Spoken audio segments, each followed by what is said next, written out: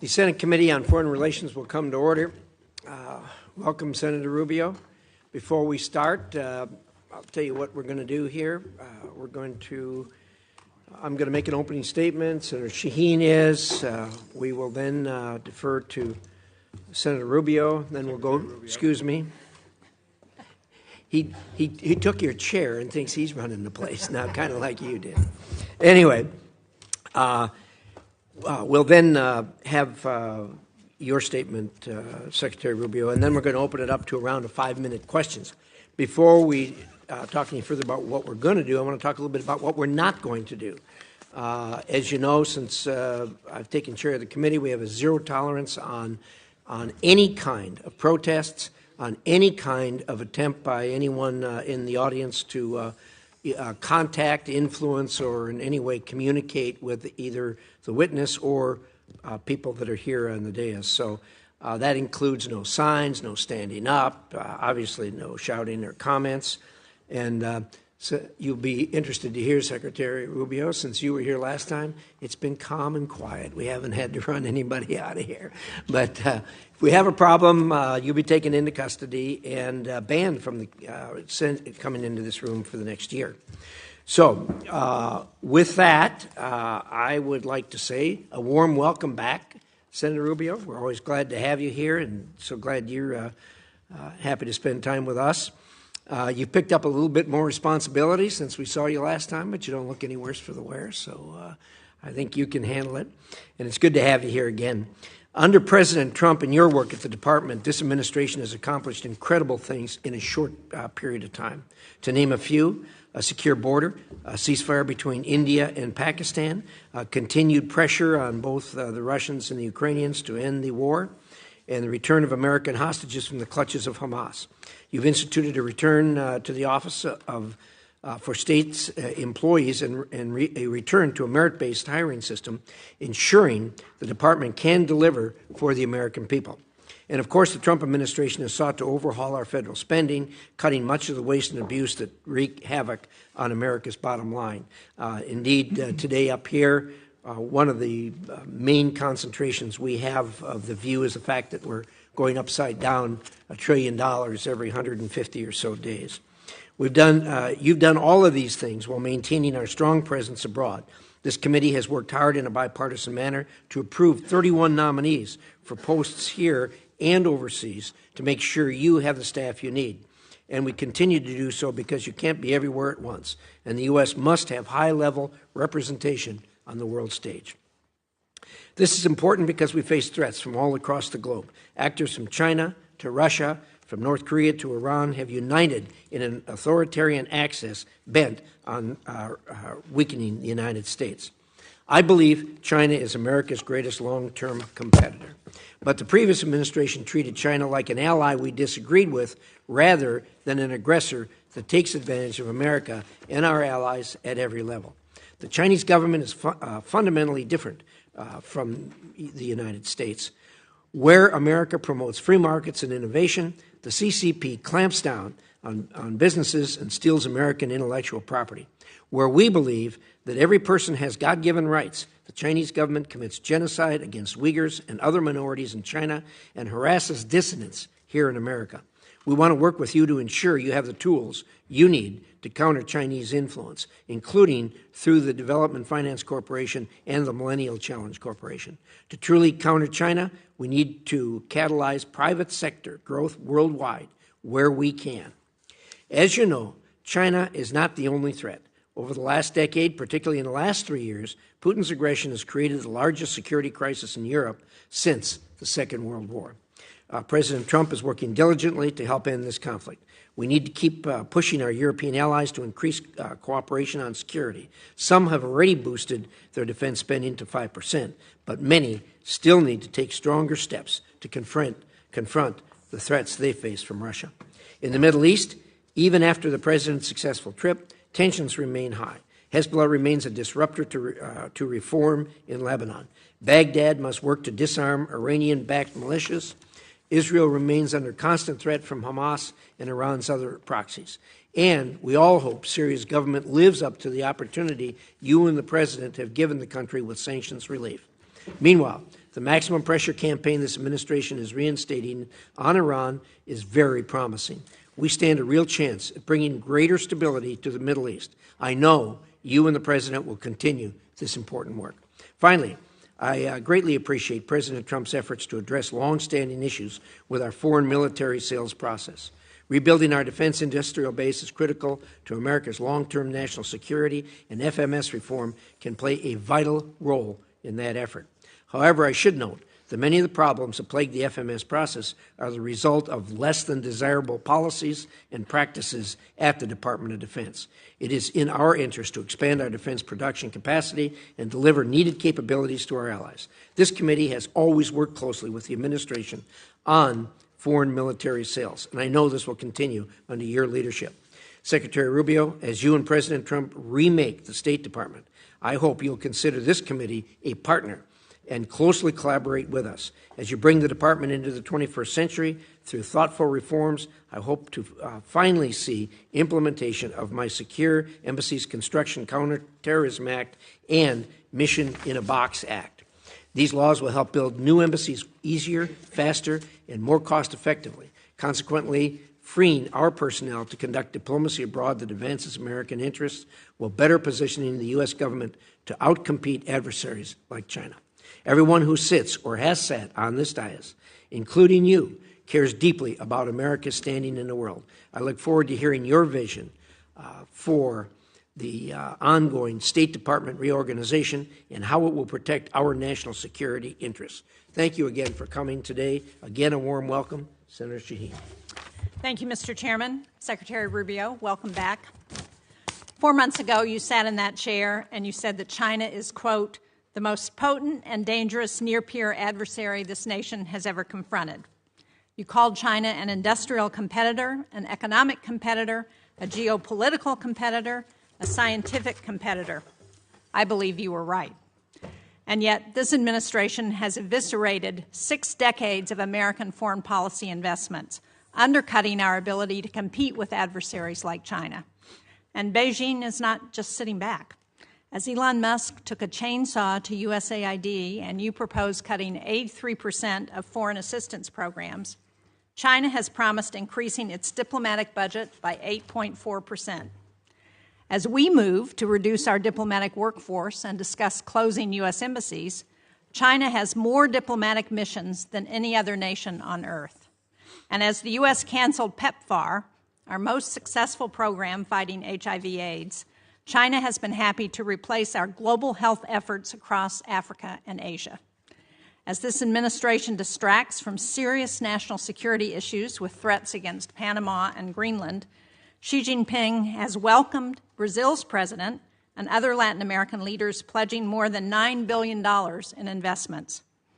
And as the U.S. has shuttered Voice of America and Radio Free Asia and crippled the State Department's ability to counter foreign propaganda, China pours billions into propaganda, spreading lies and eroding trust in the U.S. As this administration imposes tariffs on our closest allies, China is courting them in Europe, in Asia, and in our own hemisphere. Beijing is making the case that they are, and the term they are using is frightening, they are a more reliable partner than the United States. And it's not just our allies. Xi has deepened ties with Putin, shielding the Russian economy from sanctions. Because of that, and because President Trump has given away our leverage, Putin doesn't feel pressured to agree to a ceasefire in Ukraine. And for all the administration's talk, for all Elon Musk's promises, according to reports, DOGE has not saved a dime. CBS News reports that the federal government has spent $200 billion more in its first 100 days than it did last year. And according to the Partnership for Public Service, DOGE's cuts might cost American taxpayers $135 billion this year. This is in addition to the costs to American families and businesses stemming from the president's trade war. I recently met with a New Hampshire company that provides ball bearings to the aerospace industry.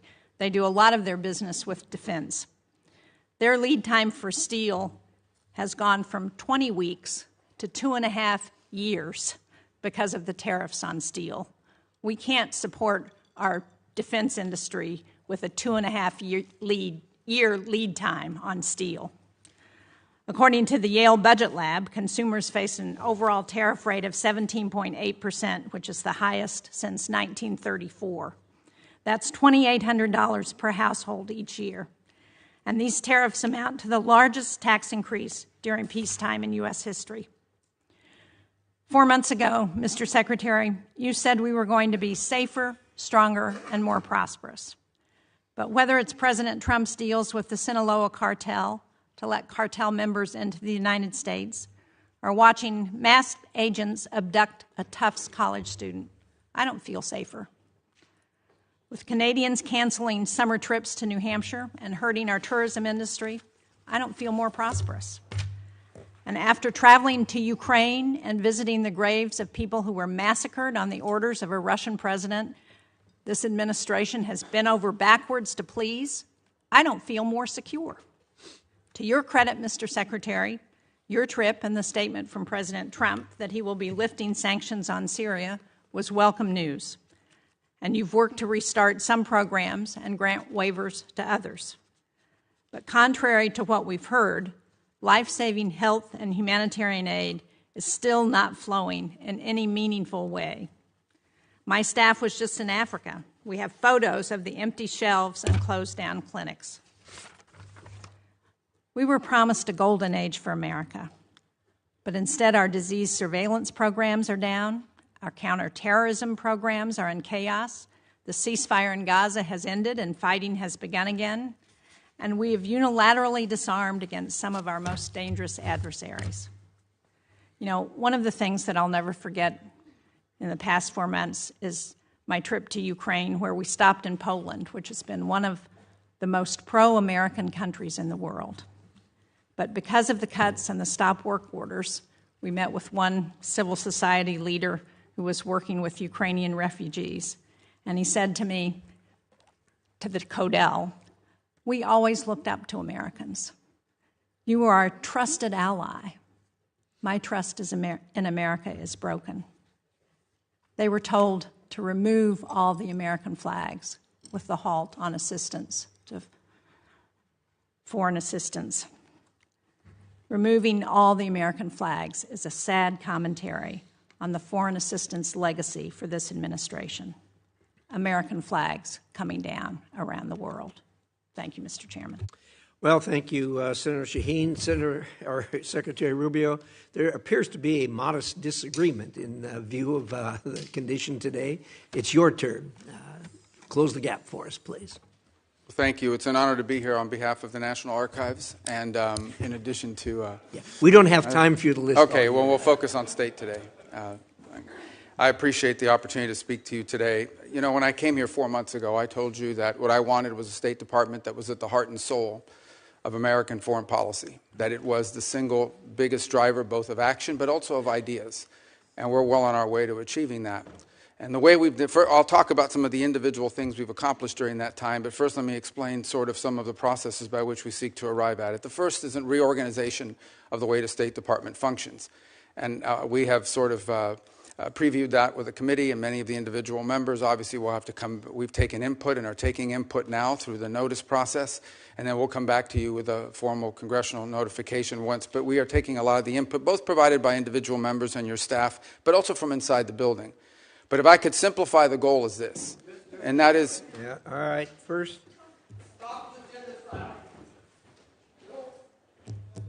Carry on. The goal is to drive power and action in our agency to the regional bureaus and to our embassies on everything we do. We want our foreign policy to be holistic. So, for example, we recognize that the set of factors, both in diplomacy and foreign aid in Guatemala or in Trinidad or in Jamaica, are going to look different than they may somewhere in Africa, somewhere in the Indo-Pacific region. And we want those decisions and the influence over those decisions to be made, to be driven to the regional bureaus. And so what we've done is we've taken a lot of the functional bureaus and functional processes and moved them under the purview of the regional bureaus and the career individuals that serve there, and ultimately down to the embassy. One of our first tests, Senator Shaheen, is going to be in Syria. We don't have an embassy in Syria. It's operating out of Turkey. But we need to help them. We want to help that government succeed because the alternative is full-scale civil war and chaos, which would, of course, destabilize the entire region. And we are going to allow our people on the ground, both our embassy personnel at the Damascus embassy located in Turkey, and for the short period of time, at least, or in the interim, our ambassador in Turkey, to work with local officials there to make determinations about what kind of aid they need. Is it humanitarian? Is it improving law enforcement or governance functions? We think it's going to be the first test of this new model, but I strongly believe that our decisions and the power to drive decisions and the decisions and the inputs that we're taking have to be driven in many cases from the bottom up, not from the top down, and focused on the fact that there is unique sets of factors in individual parts of the world that require different priorities and attention. And ultimately, foreign policy, mature foreign policy, requires a balancing of interests. That's just a fact. Okay? Our human rights agenda is going to look different in certain parts of the world than it will in others. That doesn't mean that we as a people have abandoned it. That means that in a world where you need to conduct real foreign policy in a mature and structured way, there are ways you're going to have to balance all these.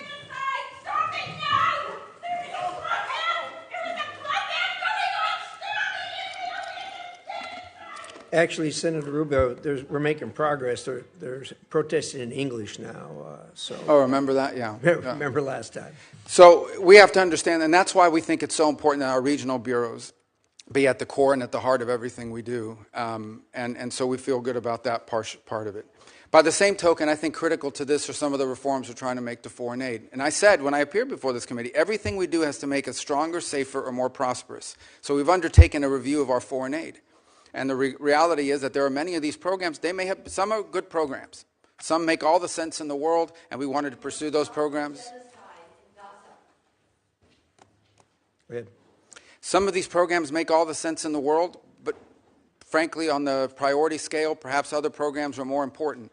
Others, frankly, made no sense at all. We can talk about some of those programs today. We funded things around the world that made absolutely no sense. I will say this, even with the reforms we put in place and what we're suggesting is changes to our foreign aid, we still will provide more foreign aid, more humanitarian support than the next 10 countries combined, than the entire OECD, and far more than China. China doesn't do humanitarian aid.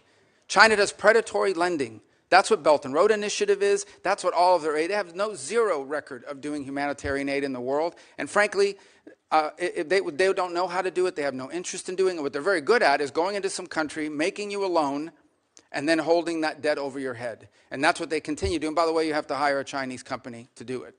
So I don't agree with this assessment that there's no evidence whatsoever that China has either the capacity or the will to replace the U.S. in humanitarian assistance, in food deliveries, or in developmental assistance for that matter. We provide development assistance. They provide debt traps. And that's a point over and over again around the world that we've made, and we found receptive audiences to it. Now look, anytime you undertake reforms of this magnitude that needed to be made, you're going to have hiccups and you're also going to have controversy. But these reforms had to happen.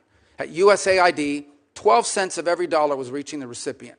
That means that in order for us to get aid to somebody, we had to spend all this other money supporting this foreign aid industrial complex. We're going to find more efficient ways to deliver aid to people directly, and it's going to be directed by our regional bureaus, and it's going to sponsor programs that make a difference, and it's going to be part of a holistic approach to our foreign policy. And I look forward to engaging with this committee and the appropriators as well, and ensuring that we get to the right place on that. My last point I would make, and this is something I am very proud of. I believe, and I'm not besmirching anyone else, but I believe that the approach we have taken at the State Department, and frankly at USAID, but at State Department, to move forward reforms that involved intake from all of our partners, that required input from people within the building. Many of the reforms we've made were driven by people inside the building, many of whom have worked there for 20 or 30 years. And now we are engaged with Congress, both in the House and Senate, in a comment period where we're taking many of your comments and are making changes to our organizational proposals that we look forward to bringing back to you with an official congressional notification. And even after that, there'll be an opportunity to move forward. But the State Department had to change.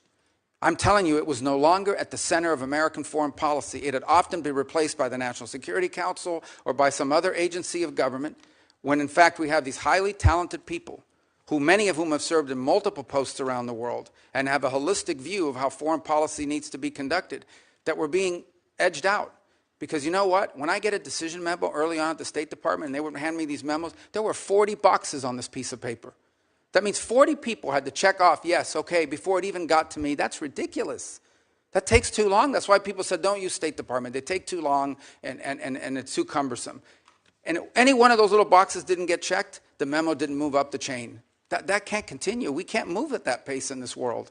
Events happen quickly, and we have to be able to move at the pace of relevance. And so I hope to work with you in a productive way to make that possible. You're not going to like all the changes, but I want you to know what the intent of the changes are. It is not to dismantle American foreign policy, and it is not to withdraw us from the world. Because I just hit 18 countries in 18 weeks. That doesn't sound like much of a withdrawal. And I see some of these foreign ministers, including individuals from Ukraine, more than I've seen my own children. And I talk to them at least 3 times a week. We are engaged in the world, but we're going to be engaged in a world that makes sense and that's smart. And that isn't about saving money. It is about ensuring that we are delivering to our people what they deserve, a foreign policy that makes America stronger, safer, and more prosperous. Thank you. Thank you, Senator Rubio. We're going to do a round of questions. We'll go 7 minutes since we have a secretary here. And I'm going to start. One of the things that you mentioned, and admittedly, what we're dealing with here is a large number of subjects. I want to focus on one that Senator Shaheen and I have worked together on, and that's the Syria matter. Thank you and the President for suspending or lifting the sanctions on Syria. I think the next step, and I think you agree with us that both Syria and Lebanon are opportunities for us. And we need to explore the opportunities with a careful eye on what's going on to make sure it stays on track. I think the next step, as far as I'm concerned, as far as moving Syria forward, is getting personnel on the ground there. And you and I talked about the possibility of opening the embassy. And I understand that this isn't a classified setting, but can you maybe describe for us the challenges of opening the embassy, why we haven't done it to this point, staying within the bounds of the... Yeah, well, it's entirely driven by security concerns. By the way, it's not the transitional authorities. We don't think they would harm us, but there are other elements on the ground in Syria that we have to be able to protect our people. Important point. And there are the ability, you don't just have to be able to get people in, you have to be able to get people out. We have all kinds of requirements that are there for a reason. If someone is hurt, do you have a medical evacuation plan? Can you secure a facility from an attack from an armed group, many of whom are still running loose in the country, unfortunately? It's one of the fundamental challenges the transitional authority is facing. On the broader point of Syria, I would say when Syria, if you look at the history of the region, when Syria is unstable, the region becomes unstable. And this has certainly been true after the Arab Spring led to the Assad rebellion against Assad, and that really destabilized the entire region. And then it turned Syria, frankly, into a playground for jihadist groups, including ISIS and others, that used it to operate and to destabilize their partners. So you have this change in December. And my view, which I've discussed with many of you individually, is the bad news is that the transitional authority figures, they didn't pass their background check with the FBI. Okay? They've got a tough history and one that we understand. But on the flip side of it is, if we engage them, it may work out, it may not work out. If we did not engage them, it was guaranteed to not work out. In fact, it is our assessment that, frankly, the transitional authority, given the challenges they're facing, are maybe weeks, not many months, away from potential collapse and a full-scale civil war of epic proportions, basically the country splitting up. The good news is that there is a Syrian national identity. It is one of the places in the Middle East where Alawis and Druze and Christians and Sunni and Shia have lived and Kurds have lived alongside each other underneath the banner of a Syrian identity until it was broken by a butcher, Assad, who pitted them against each other. So they face a number of challenges. The first is they are dealing with deep internal distrust in that country because Assad deliberately pitted these groups against each other. He claimed to be the protector of the Alawis and the Christians and pitted them against the Druze or whoever else he wanted to, and the result is a deep level of distrust. The second is the displacement, upwards of 6, 7, 8 million Syrians living abroad. Very successful, by the way, in the countries they go to. But we need to figure out how we can enable the transitional authority to create an environment where they come back home, where they can come back to their homes, where they can help rebuild their economy. But what prompted the president to move quickly on sanctions? Because we had a plan. We engaged with the foreign minister at the UN here in New York. We gave him a visa to come into the country. We allowed their finance minister to come to World Bank meetings here in Washington, D.C. The next step was I was going to meet with the foreign minister, and some of you may have met with him already at Munich, but I was going to meet with him in Turkey at the NATO gathering. But the president had an opportunity to meet with al-Shara, and frankly, he made a bold decision. I'll do it. I'll meet with them under the Saudis and the Turks that encourage that. And the rationale and the reason is we need to, right now, the most important thing is that partnering nations, the nations in the region want to get aid in, want to start helping them, and they can't because they're afraid of our sanctions. So they don't. The lifting of the sanctions, its most immediate impact will be to allow neighboring countries to begin to assist the transitional authority to build governance mechanisms that allow them to actually establish a government, unify the armed forces under one banner and the like. But I want to be frank, that won't be enough. You know, with the Caesar Act, we can issue waivers, but these waivers, because of expirations on them, are not going to attract the kind of foreign investment. Ultimately, there's going to have to be something done congressionally or more comprehensively to ensure that if the right steps are taken, we can create an environment for private sector growth that begins to provide economic opportunity to the people of Syria. But one last point I would make is the outcome in Syria will have a deep impact on what happens inside of Lebanon, because Lebanon, too, has been hurt by a combination of clashes at the border, but also they've had to assume responsibility for some of these Syrian refugees. We believe that, by the way. So the combination, if you think about a region, let's say 2 years from now, where Syria and Lebanon are stable, that opens up incredible opportunities around the region for all kinds of peace and security and the end of conflicts and wars. Obviously, this is a big task. It's big picture thinking, but it's a historic opportunity and one that we are obligated to try to explore and see if we can make it work. Thank you. I appreciate that, and I think we're in full agreement with this, and it is a conundrum as far as the sanctions are concerned. We've got the 6 months, but as you say, the future.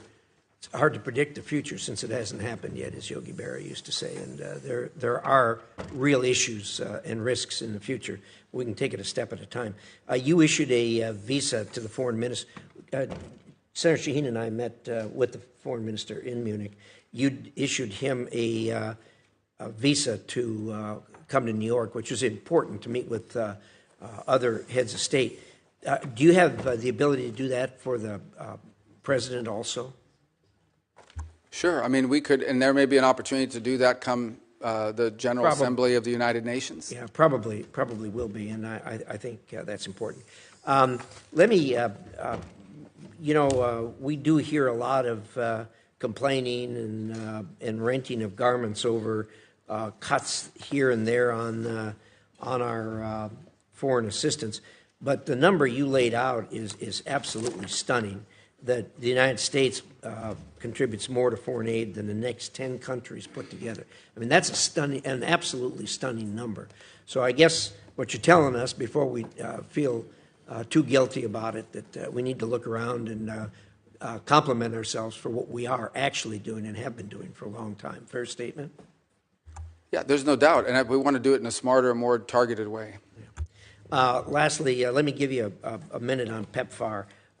People talk a lot about the cutting in PEPFAR. And I think virtually everyone here supports PEPFAR. But you've done some things to it to make it better. Can you give us a short dissertation on that? Very short, please. 85% of PEPFAR is functional right now. I know there was some hiccups on the payment systems, not the waivers, the payment systems, because it goes to Treasury. Treasury has to push the money out. And there were some hiccups, which I acknowledged in conversations with many of you, but we have fixed that program and the money's flowing. So 85% of PEPFAR is functioning and is operating.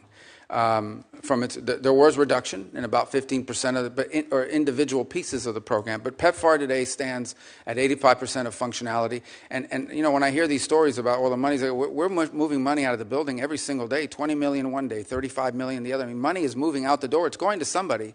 Some of it is going to pay for work that was conducted in December, January, February before the freeze, so we are paying back invoices on some of them. But most of it, a lot of it, is going towards ongoing programmatic activities that are approved and that we've either through a waiver and or approval process are moving forward on. Thank you. Appreciate that. Senator Shaheen. Thank you, Mr. Secretary. I have a number of questions, but I first want to go back to what you had to say about China, because I agree that their efforts are predatory. But I think somebody may be missing what they are doing in response to our ceasing of foreign assistance in places. And Mr.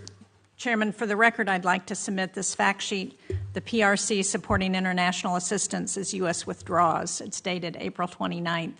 And just to give you a few examples, Earlier this month, General Michael Langley, who's the commander of U.S. Africa Command, I sit on the Armed Services Committee, and when we asked him about the end to specific USAID programs, he stated that the PRC is trying to replicate, in quotes, specific USAID programs in Africa that the Trump administration cut, including PEPFAR.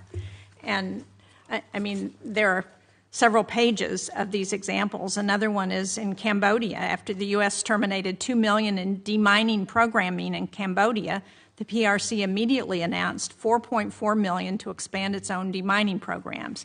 The PRC also recently stepped in to fund child literacy and nutrition programs previously supported by USAID. So we can pretend that China is not doing these things and picking up and promoting themselves as a reliable partner when the United States is not. But we have specific examples that show where this is happening. But I want to move to Ukraine because we heard the conversation that the president had with Vladimir Putin, the phone conversation where Putin didn't agree to any meaningful negotiation that would end this war in Ukraine. As President Trump has admitted, Vladimir Putin is taking him for a ride. Now, we have a bipartisan bill in the Senate that's led by Lindsey Graham. It has 80 sponsors. I understand that the House members are ready to take this up on a discharge petition if we pass it out of the Senate. How much longer until we rein Putin in? And are you prepared to support that sanctions bill that Graham and Blumenthal and 78 other members of the Senate support? Well, let me answer your last question first, and that is about the bill. We obviously can't control what Congress does, and we've told the Russians this. Not now, 6-8 weeks ago. I believe, Senator Sheen, you were involved in a conversation that made it clear to the Russians what would happen if there was no progress made.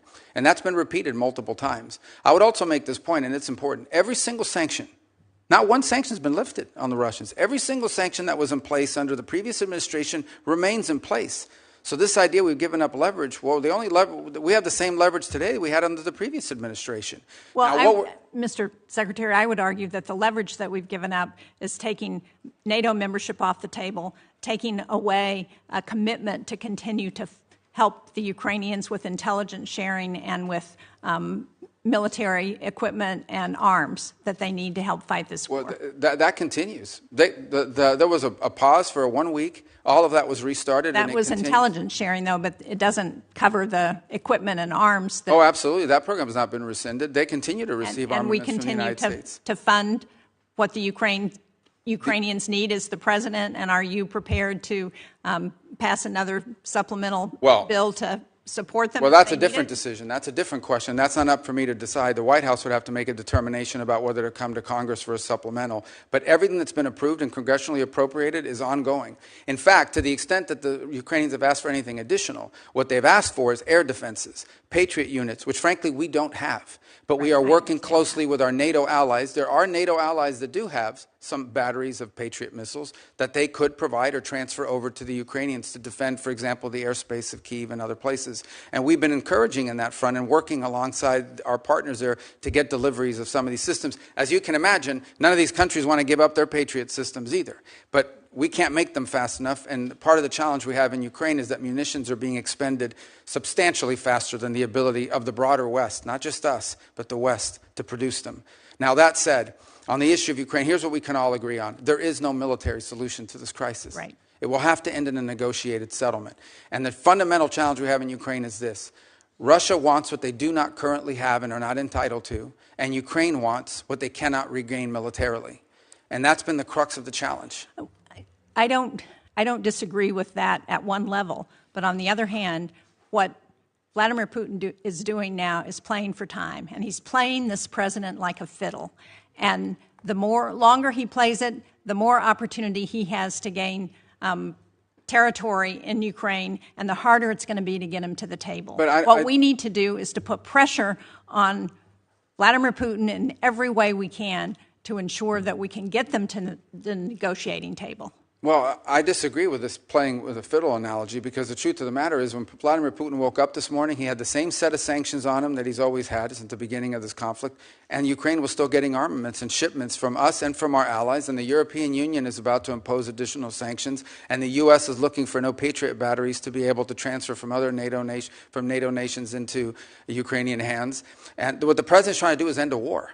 He's trying to end a bloody, costly war that neither side can win, and people are dying every single day. But this notion that I don't, what has Putin gained throughout this? He hasn't gotten a single concession. He hasn't gotten a single sanction lifted. And the more time he gets without additional pressure on Russia, the more incentive he's got to continue to gain territory and continue to play for time. But I want to just get to a final question because my time is running out, and that is, I recently wrote a letter to you about the issuance of executive orders on thousands of Afghan allies. These are people who fought alongside our military during the war in Afghanistan.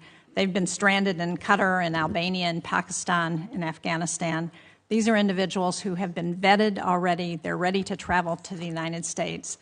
And the question I have is this administration going to allow them to come to the United States as it promised? Because unless we're willing to keep our commitments to those people who were willing to fight and die alongside of us, then how can we ever ask people to do that again?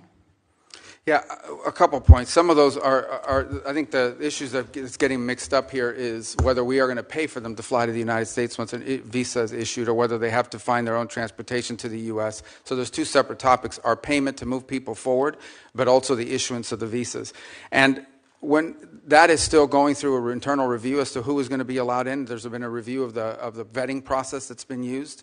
Frankly, there have been some errors found in the previous vetting process that we're concerned about, and I'm separating out from that audience people who we have closely vetted because we've been working alongside them for many years with regards to their service alongside our intelligence forces or special operators on the ground from the broader. Remember, they're also bringing dependents with them. And so there were some concerns early on about freezing or slowing down this program until we could determine whether we were properly vetting people to come towards the United States. And that process is ongoing, and I think we'll have more concrete answers for you, which I know is not satisfactory at this moment, but we've obviously had a lot going on. But this is something that we've heard a lot from both our DoD partners and others in the intelligence community, and we're working to make progress on that. I'm out of time, but just to clarify, on last week, Secretary Noem announced that temporary protected status, which I understand is not exactly the same, but for over 8,000 Afghans would end on July 12th. Many of those people are people, again, who fought and died alongside of our men and women in the military. And for us to send them back to sure death at the hands of the Taliban is just not what they were promised when they agreed to fight with us. Thank you, Mr. Chairman. Thank you, Senator Shaheen. Senator Ricketts. Thank you, Mr. Chairman. Secretary Rubio, welcome. The United States is at its most dangerous time in our history since World War II.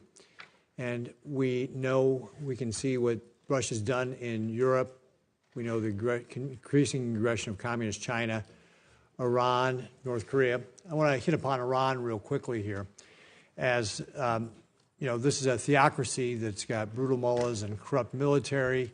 They chant death to America, death to Israel. You've had 4 rounds of negotiations with them so far, and I think you framed it best when you said earlier this month they have to walk away from sponsoring terrorists, they have to walk away from helping Houthis, they have to walk away from building long-range missiles that have no purpose to exist other than having nuclear weapons, and they have to walk away from enrichment. That was your quote earlier. And that enrichment is particularly important, as you've stated, and Steve Witkoff reemphasized over the weekend, the ability to enrich at 3.67% for a civilian program. It only takes a few weeks to get to 90% for a military-grade weapon. Now, what I'd like you to just talk about real briefly is, what are you thinking about when you say they've got to get rid of their nuclear program, they've got to have complete disarmament? Is it still the policy that they cannot be allowed to enrich at all in Iran? Thank you. Well, obviously, these are ongoing, I hope to be ongoing negotiations, because the alternative would be far worse, in my view, but maybe necessary. But we hope that we can reach an agreement with Iran. So here's the baseline that I've described to everybody on it. If what Iran wants is a civil nuclear program, energy, the ability to develop nuclear energy, there's a model for that multiple countries around the world currently follow. And that allows them to build reactors and then bring in enriched material and use it to generate electricity. And that's a model that will be available to Iran potentially if they choose to take it. If, on the other hand, they want to retain enrichment capability. And I just described this because if anyone's watching this or in the future, this can get a little complex. All of you understand it, but for the general public, it's important when you get into the details of this. Once you know how to enrich at any level, all you need is time to be able to enrich at a higher level. And they've already proven the ability to enrich at a higher level. In fact, they have and are doing so now. In fact, their legislative branch passed a law requiring them to break JCPOA and enrich way beyond, well beyond 60%. So you're absolutely right. About 90% of the work of enrichment is getting to that 3.67 level. After that, the rest of it is just a matter of time, not to mention what the gap is from the 20% for medical isotopes, which is the other thing they insist upon. So the Iranian position is that they don't just want energy. They claim that enrichment is a matter of national pride. It is our view that they want enrichment as a deterrent. They believe that it makes them a threshold nuclear power and as a result becomes untouchable. And that is the crux of the situation we're facing right now. And there are other actors, and I won't go much deeper into that, but there are other nation states in the region that are also range from uncomfortable all the way to view as an existential threat the belief that Iran could ever be in a position of maintaining its enrichment capability in the long term that could quickly be weaponized. So that is the basis upon which we are negotiating with the Iranians. Our hope is that we can encourage them to show them a path towards prosperity and peace that allow them to develop their economy, that allow them, if they want, to have a civil nuclear energy program like other countries around the world have without enrichment. And it's our hope we can encourage them in that direction. The president has been very clear, and I won't elaborate any further, that they are never going to get a nuclear weapon. That is not going to happen. But I much prefer, and I would venture to guess all of you would much prefer, if we could reach an arrangement where they agree to this off-ramp, to this pathway towards prosperity and peace, as opposed to the road they have been on for the last 20 years. And it will not be easy. But that's the process we're engaged in now. Right, thanks. So let's go to Communist China, because they're the greatest existential threat that we face as a nation. We both agreed last time you were before this committee that we need an all-of-government, not just an all-government, but we also need an all-of-society approach on how we face Communist China. This was illustrated in a recent table talk exercise that I did with Senator Coons and others, and I'm talking about contingency where Beijing tries to do an energy quarantine on Taiwan to force them to capitulate. And obviously unlocking Americans' energy is one of the ways that we can help counter this with LNG and biofuels, some of our strongest tools to be able to help our allies and partners. Cutting red tape, unleashing American energy in the private sector, we're positioned to be an energy supplier here of choice. But we need the infrastructure in place, and that includes having a West Coast LNG terminal. Can you talk a little bit about what you're thinking about when it comes to this type of contingency with regard to an energy quarantine in Taiwan and how the administration would approach that? Well, first of all, it would be devastating. The U.S., as you know, has agreements in place and assurances it's made on maintaining the status quo in that region, and those will remain viable without trying to be alarmist here. We know what those are, and we hope that never happens. But I think the broader issue that you touch upon, which I don't think is widely understood, again, members of the committee who follows this closely understand it, but more broadly, is the dangerous imbalance that has developed between China and the rest of the world on a number of fronts. The first is on access to rare earth minerals, which they have secured access rights all over the world on virtually every continent. They are predominant and or leading in their access. And it's one of the points of frustration that I have. You go to a country and you see how much money we've given in humanitarian aid, but when it comes to rare earth mineral rights and exploited rights to natural resources, it's all on the Chinese side. So where's the connection between the aid we give to help countries survive and the fact that the Chinese are going in and somehow from these governments, bribery or otherwise, getting a hold of all these rare earth minerals and leases and contracts all over the place, not just in Africa, in Latin America, all over the place. The second is processing. They process all these rare earth elements. So we are literally, if they decide one day we're going to cut the world off, and they've threatened to do so to some extent with these trade negotiations, you won't be able to build an engine in this country You won't be able to build a rocket or any of the things that we use in daily life. This is a very dangerous situation that's developed that has to be addressed as well. A lot of it will require domestic changes in our own country and building up our own domestic capabilities, for example, to refine rare earth minerals and to process, but also just to make things. Pharmaceuticals, another dangerous imbalance.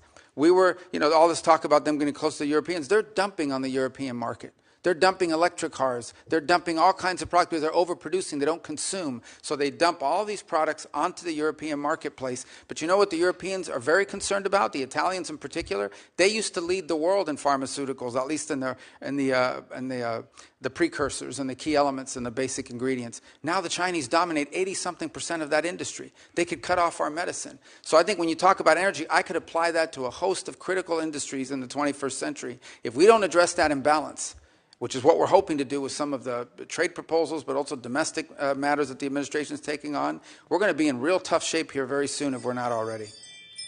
Thank you very much, Mr. Secretary. I see my time is up, but I look forward to continuing to talk with you about how we can create this all-of-society strategy to be able to fight back against Communist China, because you just laid out a lot of the things that we're at risk at, and we have to have a way to be able to push back on them so that they don't decide to try to take Taiwan by force or try to do an energy quarantine, which could lead to a war which would be devastating for everybody. Thank you, Mr. Chairman. Thank you. A sobering analysis of where we are on the supply chain. Senator Coons. Thank you, Mr. Chairman, Ranking Member. Thank you, Secretary Rubio. Look forward to 2 sessions together today. This afternoon, you'll be in front of the Appropriations Subcommittee. And I think there's going to be some themes across both of these. First, I think we all agree that China poses our single greatest geopolitical threat and that we have no choice but to deter China across the board and to outcompete China. Senator Ricketts and I just traveled to the Philippines and Taiwan and saw directly the challenges that we face there and regionally. And you've recently had some significant successes, the DRC, Rwanda, peace transition, the avoidance of escalation in India and Pakistan, the opening towards Syria. But I also frankly think that there's been a real lack of coordination and some serious harm to our standing in the world with some of the countries that we have worked most closely with over decades. The DOGE-driven, abrupt, and largely illegal cancellation of billions of dollars of contracts for humanitarian relief and aid, and the disrespect and the dismissal of thousands of AID staff and our NGO partners stands in sharp contrast to the state reorganization process you just presented on in your following. You've submitted plans and proposals. We're having a conversation. You're going to send a congressional notification. We're going to have a hearing. That's the way that the reforming of USAID could have and should have happened. And so I just at the outset had to say, as someone who spent 15 years traveling the world, visiting both our partners and allies, looking at independent or semi-independent agencies like the MCC and the DFC and their role, and visiting NGO partners and the USAID, I reject the broad characterization of them by Elon Musk and DOGE as criminals who were wasting taxpayer money. You've heard across all of us support for PEPFAR, concern about humanitarian relief, and the vision that this is a key strategic asset for us. It's my hope that we'll work together to actually make real a more effective, focused, and sustainable foreign aid component to what STAID does, and sustaining organizations that we help build together, like the MCC, the DFC, and the Global Fragility Act. So let me turn to this for a moment. My colleague, Senator Shaheen, made reference to places in the world where the CCP and the PRC have stepped forward. I agree, they're never going to deliver humanitarian aid the way we used to and with the breadth, depth, and effectiveness that we have. But I also think they're taking advantage of the opening to say that we're not reliable, that our decades-long partnerships can't be sustained and extended, and to question our motivations. So I think we need to step out quickly to avoid creating a big hole in our credibility globally. Let me just start on a few questions with Ukraine. The previous administration worked closely with our partners and allies in Europe on sanctions to tighten them, to close loopholes, to extend designations. Are you continuing to do that? Work with our allies? To tighten the Yeah, sanctions? so, on Russia? well, first of all, the Europeans have their own set of sanctions, and we've coordinated with them very closely. In fact, the president had a call with at least 6 leaders from Yes. Europe yesterday. I had meetings with what we call the Quint that include Italy, France, the UK, the Germans, the French. So we are in constant contact with them on the work that they're doing. And they're proceeding along their own route. And in fact, in our conversations in the past with the Russians, we made clear to them that the Europeans and ultimately will have to be at the table because they have their own set of sanctions that they're imposing. So the answer to your question is we have worked very closely with them. The president understands fully the options he has available to him, some of which are represented in the bill before the Senate. In the bill before the Senate that Senator Graham and others have led and that I co-sponsor, I think we have an opportunity to put more pressure on Russia and to push Putin to get to the table and to agree to a just and enduring peace. Do you support that sanctions bill? And do you think we should continue to arm Ukraine and to strengthen the sanctions against Ukraine in order to create the conditions for a real negotiation? Yeah, look, it may come to that point. If, in fact, it is clear that the Russians are not interested in a peace deal and they just want to keep fighting a war, it may very well come to that point. The president has made that in the past. Our belief, the president's belief, is he believes that right now, if you start threatening sanctions, the Russians will stop talking. And there's value in us being able to talk to them and drive them to get to the table. We'll see. Look, they have to do this. No one's claiming that this is a guarantee. President Zelensky reversed himself, showed up, was ready and willing to negotiate. And Putin, I think, my view, continues to play for time. Well, so I hope that we can work together to put more pressure on Putin to get to the table and to resolve this. The other thing that I see clearly, and I think many of my colleagues do, is that what happens in Ukraine sets the table for what happens in the Indo-Pacific. That there's an increasing coordination between the Russians, the Iranians, the DPRK, and the PRC. Do you see that as well, Mr. Secretary? Well, we remind our European allies every day that were it not for China, Russia would not be able to sustain this. And they're fully aware of that. And obviously, we all understand the presence of the North Koreans and the Iranian role in this as well. But by the same token, I would say there's a flip side to that, and that is every minute we spend, every dollar we spend on this conflict in Europe is distracting both our focus and our resources away from a potential for a much more serious and much more cataclysmic confrontation in the Indo-Pacific. So the answer is yes, they are related, but they're related both ways. They're related on the one hand by the precedent that it could set, but they're also related by the fact that every minute that we spend on this conflict that cannot be won by military means, every resource that's expended into it is money and time that's not being spent on preventing a much more serious confrontation from a global perspective in the Indo-Pacific. You made the point earlier that, in your view, we did not coordinate well enough between countries where we for decades had done humanitarian aid, disaster relief, public health work, and countries that ally with China in terms of resource mining and processing.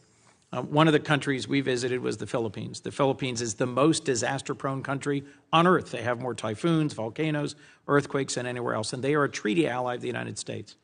Yet we abruptly canceled a whole series of programs that provided disaster assistance, development assistance, and humanitarian aid.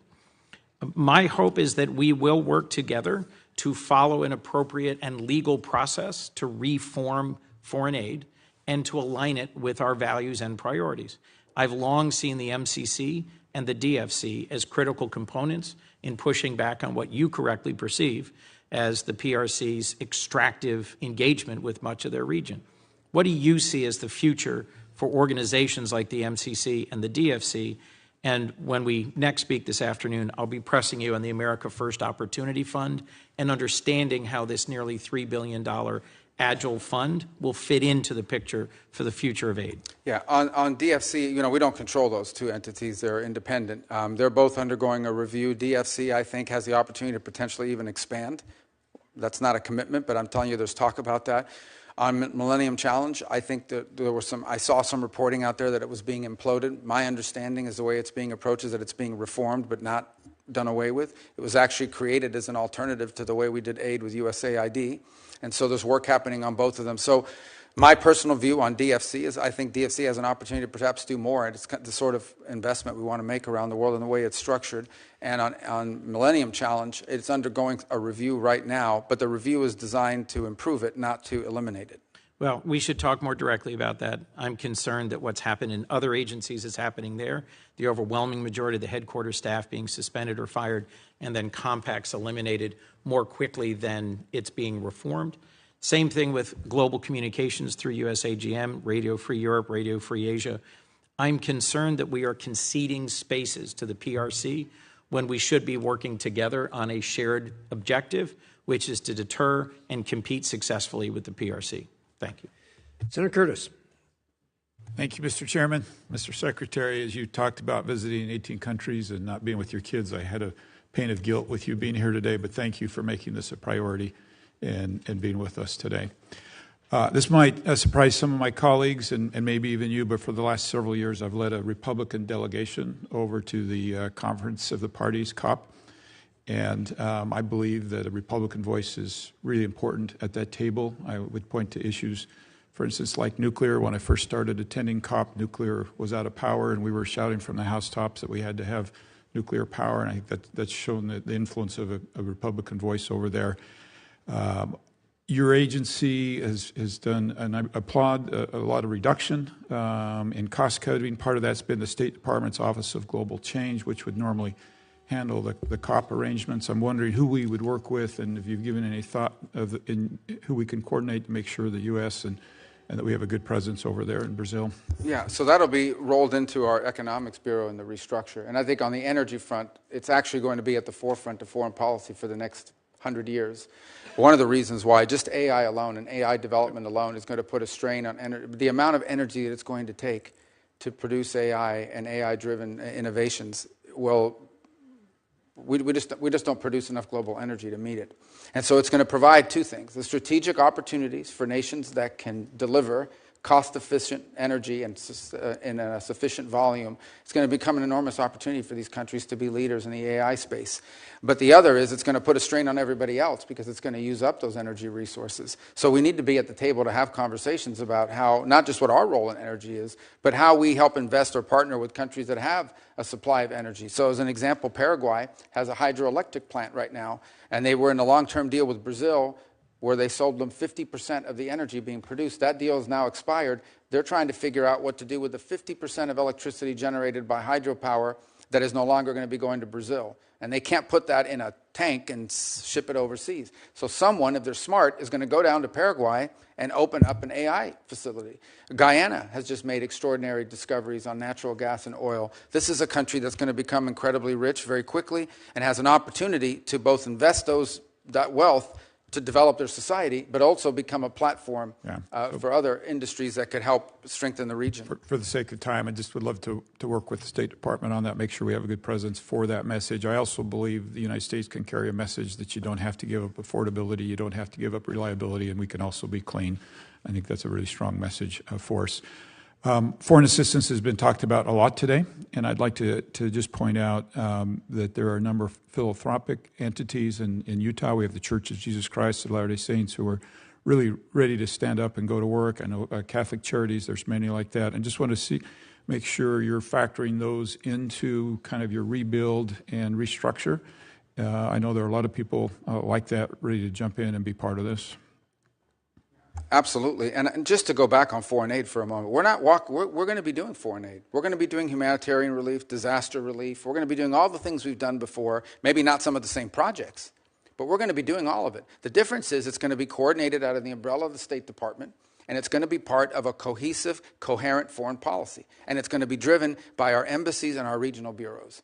So in the case of the Philippines, which was brought up a moment ago, we're going to rely not just on the region, the bureau here in Washington, but in our embassy on the ground to help us every single year construct what aid needs to be delivered, be it humanitarian or disaster relief or the like, to that country. And that's been missing, that sort of cohesive approach to how we treat foreign aid as a tool in our broader toolbox, as opposed to its own toolbox altogether. We want to make it part of our broader toolbox on foreign policy. Yeah, and I think my only footnote is, as we do that, let's keep in mind that many people are willing to participate and be part of this without a drag on the U.S. tax dollar that I think can complement the vision that you just laid. I've had the opportunity to work with you on the House side on some legislation and to some degree fill some of your big shoes here on Taiwan and Hong Kong. And I just wanted to touch on that briefly. I know Senator Ricketts brought up Taiwan with the recent implementation of more national security laws and the blockade-style drills around Taiwan. How can Congress better work with you and your department to support you and make sure we're doing everything that we can do? I mean, unfortunately, with Taiwan, I think with Hong Kong, as we've seen, as its autonomous stand, I think our law now reflects that, is no longer real. It is basically an extension of, and I think one of the great examples of that is a company named Hutchison Ports, which is headquartered in Hong Kong. And they control two of the main facilities, the two main facilities on the Panama Canal. And everyone was saying, well, they're not a Chinese company. They're not Chinese. They're a private Hong Kong company. Well, when Hutchison Ports decided they were going to sell, all of a sudden the Chinese government's put all kinds of pressure on them, and it slowed down the deal. So how can it be if this company is an independent Hong Kong company, why do they care what the Chinese authorities think? Well, the reason is because they are under Chinese control and Chinese influence. And the fact they're headquartered in Hong Kong is no longer a protection from that. So I think it's important for us to understand Hong Kong cannot become a place where China can evade, be it sanctions or restrictions, by simply hiding behind some company who has an address there. It is sadly, tragically, and unfortunately, fully under the control, for national security perspectives, of authorities in Beijing. And sadly, as part of that, has lost all of the values that were in Hong Kong before, of a free press, of free people, that went with that as well. Yeah, those are incompatible with authoritarian rule. Good. Thank you. Thank you for being here today, Mr. Chairman. I yield. Thank you, Senator Curtis. Senator Murphy. Thank you very much, Mr. Chairman. Thank you, Mr. Secretary, for being here. Before I ask my questions, I just ask that after this hearing, you go back and reconsider a claim that you made in your opening statement. It would certainly shock Americans to hear that only 12% of our foreign aid reaches recipients, needy recipients on the ground, the people who need the help. That is not actually an accurate number. That is the amount of our aid that goes directly to local groups on the ground. But as you know, most of our aid runs through bigger international organizations like Save the Children. Those entities are getting somewhere around 85% of the aid we give them directly to recipients on the ground. And so I think what you've done to shutter USAID is illegal, but I also think it's bad policy, and I do think it's important for us to all be operating with the same set of facts. And the fact is not that only 12% of taxpayer dollars are ending up in the hands of the people who really need it on the ground. Mr. Secretary, I wanted to talk to you about the president's personal business interests. During his first term, he made the decision to not enter into any new business deals during his presidency, that Trump-affiliated businesses would not enter into any foreign business arrangements. And that made sense because obviously it can be confusing for foreign governments to know how to try to win favor with the U.S. government if they have one route, making concessions that are good for U.S. national security, and they also have another route, which is perhaps helping the president's business interests. The president obviously changed that policy, and in this administration, his business interests are announcing new agreements and new investments into those business interests by foreign governments. And I think it stands to reason that creates a real problem for foreign policy, and it creates a problem for foreign governments in which they don't exactly know what the best way is to try to get on good terms with the U.S. government and with the White House. Is it to do what's right for American national security, or might it also be to do a business deal with the President of the United States or the entities that he controls? Just to clarify, when the President's businesses are engaged in negotiations, for instance, with the UAE on their stablecoin business, there was this big investment announced recently. You are not part of those negotiations. Those are being done by the president's family or those representing the president's business. Yeah, I'm not aware the president's involved in managing any business. He's other than the presidency of the United States. His family is allowed to make business deals. They continue to operate the enterprises that his family ran. I also don't accept the notion that these deals, for example, in Saudi Arabia or the UAE or Qatar, had anything to do with the president. For example, the Qatar bought $200 billion worth of airplanes from Boeing. The president's not as far as I know, not a shareholder, certainly doesn't own Boeing. So the overwhelming, if you look at the deals that were structured, they were involved in investments in the United States. That's the deals he signed, and or investments in, for example, the UAE or Saudi Arabia involving artificial intelligence. UAE did announce a massive investment in World Liberty Financial, and World Liberty Financial is controlled by the president. And the president does actively engage in these businesses. He uses his social media to market the businesses that are being run by his family. I mean, just go on to his social media feed and you will see him marketing his meme coin. So that is the president of the United States. That is not his son's doing. But that, just to be clear, that was not part of this. That was not an announcement as part of this trade visit that was conducted into the Middle East. Well, whether or not it was made during the time the president was there are obviously business deals being done between Trump entities and these countries. Let me ask you about the one that is probably most confusing to this committee, which is the planned gift of a plane to either the United States government or the president. Is it your understanding that this luxury plane that Qatar has offered the president, and the president has announced he is willing to accept, is a gift to the United States government, or is it a gift ultimately to the president himself that he can use in his library? Well, you'd have to talk to the Department of Defense, because this is a replacement or at least a temporary bridge plane for Air Force One, the new Air Force One, which is way off its delivery schedule. And so that would have to be with the Air Force. They operate Air Force One. My understanding of it basically has been from the very beginning that this is a plane that was identified after talking to Boeing about what other planes around the world would fit the bill that are out there that could be used now.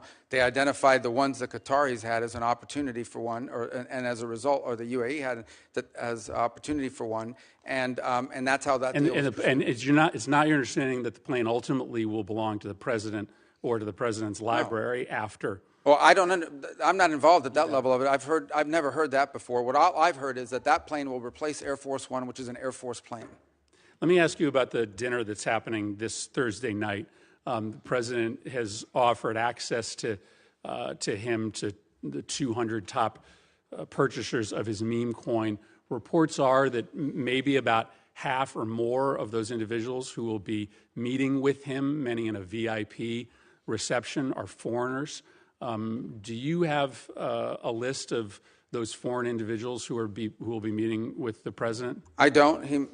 I don't know anything about. I didn't even know there was a dinner on Thursday night, so I'm not sure what you're referring to. So you don't know whether any of the foreign individuals who are going to be meeting with the president this Thursday night, for instance, are on our list of sanctioned individuals, or whether any of those individuals have connections to, let's say, terrorist organizations abroad? Well, I think if they had terrorist links, the Department of Homeland Security probably would not have allowed them into the country. But I don't even know there is a dinner on Thursday. You're asking me about something I don't know about.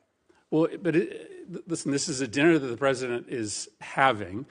It is likely going to involve some very significant foreign interests. You have to be pretty wealthy in order to be able to get inside this dinner. Isn't that a relevant question for the Secretary of State? Yeah, I'm not the social which foreign secretary, interests are going to be speaking to the president? I mean, it's kind of naive to believe that they aren't going to be in that room talking about national security matters. Well, I don't think that that's the case at all, because I would be aware if it was the case. The truth of the matter is I interact with government officials and others in governments of other countries. That's what I'll tell you, you're asking me about a dinner I don't know anything about. I can't answer you because I don't know anything about this dinner. It's the first I heard of it. Like I said, I don't keep the president's social schedule. It's not on my phone. It's not in my pocket. I don't even know. I can't comment on a dinner I know nothing about. Yeah, I think that represents a real problem for this committee, because there is clearly a way around the State Department for foreign individuals of significant influence and wealth to be able to directly lobby the president of the United States. But I don't think your that's answer fair. is that you don't know this is happening. Well, I don't know that there's that a dinner. in and of itself is a I don't problem. know that there's a dinner, and I don't know what the guest list is, but I can tell you I've run into the president of FIFA from the World Cup. He's here all the time. I see him. He's a private individual. It's not a government entity, and he's met with the president and is friendly with the president. He doesn't have to go through me to meet with the president. The president has relationships and friends and people he's known for a long time. Some of them are foreigners. That's not unusual. Yeah, but these you're are asking people me he's about a known for a specific long dinner time. and These are implying individuals nefarious who just impact. bought their I way can't into comment on a meeting on a with the dinner. president. I think you should probably endeavor to get your hands on the list to make sure that there aren't individuals there who are perhaps contravening national security interests that the Well, I don't Department think of that's, I don't State have any is concern about that. prioritizing. Ultimately, I don't have any concern that the president having dinner with someone is going to contravene the national security of the United States. Thank you, Mr. Chairman. Thank you. Senator King. Thank you, Mr. Chair. Thank you, Mr. Secretary. In response to an earlier question, you sort of posed a question back. What is one thing that has happened during the Trump administration that has strengthened Vladimir Putin's hand in Ukraine, mentioning that the sanctions were still in place? I just would like to introduce for the record an article dated February 28 from NBC News titled, State Department Terminates U.S. Support of Ukraine Energy Grid Restoration. That'll be entered in the record. I was in Ukraine the day after the Palm Sunday bombing in Sumy and spoke to USAID staffers who'd all been riffed. They're going to be laid off either in the middle of the summer or early September. I'm aware that that's subject to litigation, but they talked about the fact that the grant cancellation canceled a grant that USAID had in place, hundreds of millions of dollars, that has been used repeatedly to restore the Ukrainian energy grid after attacks by Russians. I could give other examples. That is the one that is most present on my mind since I was just there. Mr. Secretary, I want to ask you about the program. It's the United States Refugee Assistance Program, and this is a program that state is the manager of, but together with other cabinet secretariats, DHS and HHS. State plays the lead management role, and it is how to manage the U.S. refugee assistance programs in tandem with contractors who help the United States on that. By an executive order on the first day of his presidency, President Trump paused all refugee programs and has canceled contracts to the agencies like the U.S. Catholic Church or Lutheran Refugee Services or HIAS or Church World Services who've been resettling refugees. Those programs are paused. There's litigation about it, but as far as I know, the United States is not, or the administration has not withdrawn the executive order. So there's essentially from this administration no refugee programs for anyone except. In early February, the president announced a special refugee program for Afrikaner farmers, justified A, by some concerns about South Africa and foreign policy, but B, a claim that these were persecuted individuals. So right now, the U.S. refugee program allows a special program for Afrikaner farmers, the first group of whom arrived at Dulles Airport in Virginia not long ago, while shutting off the refugee program for everyone else. Do you think Afrikaner farmers are the most persecuted group in the world? I think those 49 people that came certainly felt they were persecuted, and they've passed every sort of check mark that had to be checked off in terms of meeting the requirements for that. They live in a country where farms are taken and land is taken on a racial basis. Okay. Do you think they're more persecuted than Uyghurs or Rohingyas, or more persecuted than political dissidents in Cuba or Venezuela or Nicaragua, or more persecuted than those who would be threatened should they be returned to Afghanistan by violence by the Taliban? Well, the problem we face there is the volume problem, okay? If you look at all the persecuted people of the world, it's millions of people. They can't all come here. And we had refugee programs that were acting as a magnet for why people to come here. prioritize Afrikaner farmers? Well, because it's a small subset, it's a new issue, and the president identified it as a problem and wanted to use it as an example. But that's different from having these refugee programs that were basically spending money to put people up in communities and accommodate them, and it was acting as a magnet. Millions of people entered this country illegally, and today the border is sealed. Let me challenge you, and I'm just going to say for the public, if you want to understand about the, quote, persecution of Afrikaner farmers, go look at the composition of the South African government. Since July of 2024, there's a government of national unity, and the opposition party to the ANC, the Afrikaner Party, the Democracy Alliance, is part of the governing coalition. They joined the governing coalition a year ago, and the leader of that party was given the remit of Agriculture Minister, John Steenhuisen. He is the leader of the former Afrikaner Party, still widely representing Afrikaners. He is the Minister of Agriculture in South Africa right now. I assert that this claim that there's persecution of Afrikaner farmers is completely specious. Are you aware ever during the apartheid era in South Africa, did the United States establish a special program to allow South African blacks who were treated as second-class citizens in the apartheid program, a special program so they could claim refugee status in the United States? No, because I was probably in 9th grade or 8th grade at the time. Well, then I don't expect you to know. I'll just tell you, never has there been a special program for Africans to come in as refugees to the United States. We've allowed special programs for people being persecuted for their religion, Soviet-era Jews. We've allowed special programs for people fleeing from communism, Cuba, Vietnam, the Soviet Union. We've never allowed a special program to allow Africans into the United States in an expedited refugee status until now. Afrikaner farmers living in a nation governed by a government of national unity that includes the main Afrikaner Party. And actually, an even more right-wing Afrikaner Party is also included in the coalition government. Now, would you agree with me, Mr. Secretary, that if we're interpreting the statutory phrase, a well-justified fear of persecution, we should try to do that in an even-handed way?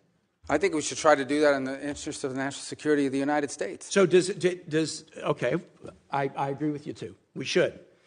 Should we try to do it in an even-handed way? So, for example, should we say, if you're persecuted on the grounds of your religion, we'll let you in if you're a Christian, but not if you're a Muslim? I think that the United States has a right to allow into this country and prioritize allowance of who they want to allow to come in. But I'm going to ask you, what? So a well-justified fear of persecution? Yeah, they thought that their farms were being burned down and they would be killed. I think that's a pretty good justification for wanting to come. They're afraid for their lives. And should it be applied in an even-handed way? That's an easy. No, our foreign policy doesn't require even-handedness. It requires prioritizing the interests of the United States. The statutory phrase says you are entitled to entrance as a refugee if you demonstrate a well-justified fear of persecution. No, you're not entitled. So you're can allowed. You have a different standard based upon the color of somebody's skin? Would that be acceptable? Well, I'm not the one arguing that. Apparently you are, because you don't like the fact that they're white, and that's why they're coming. I'm just asking you to say that would be unacceptable. Well, no, I would say that the United States... a very easy thing to say. The United States has a right to pick and choose who they allow into the United States. Even based on the color of somebody's skin.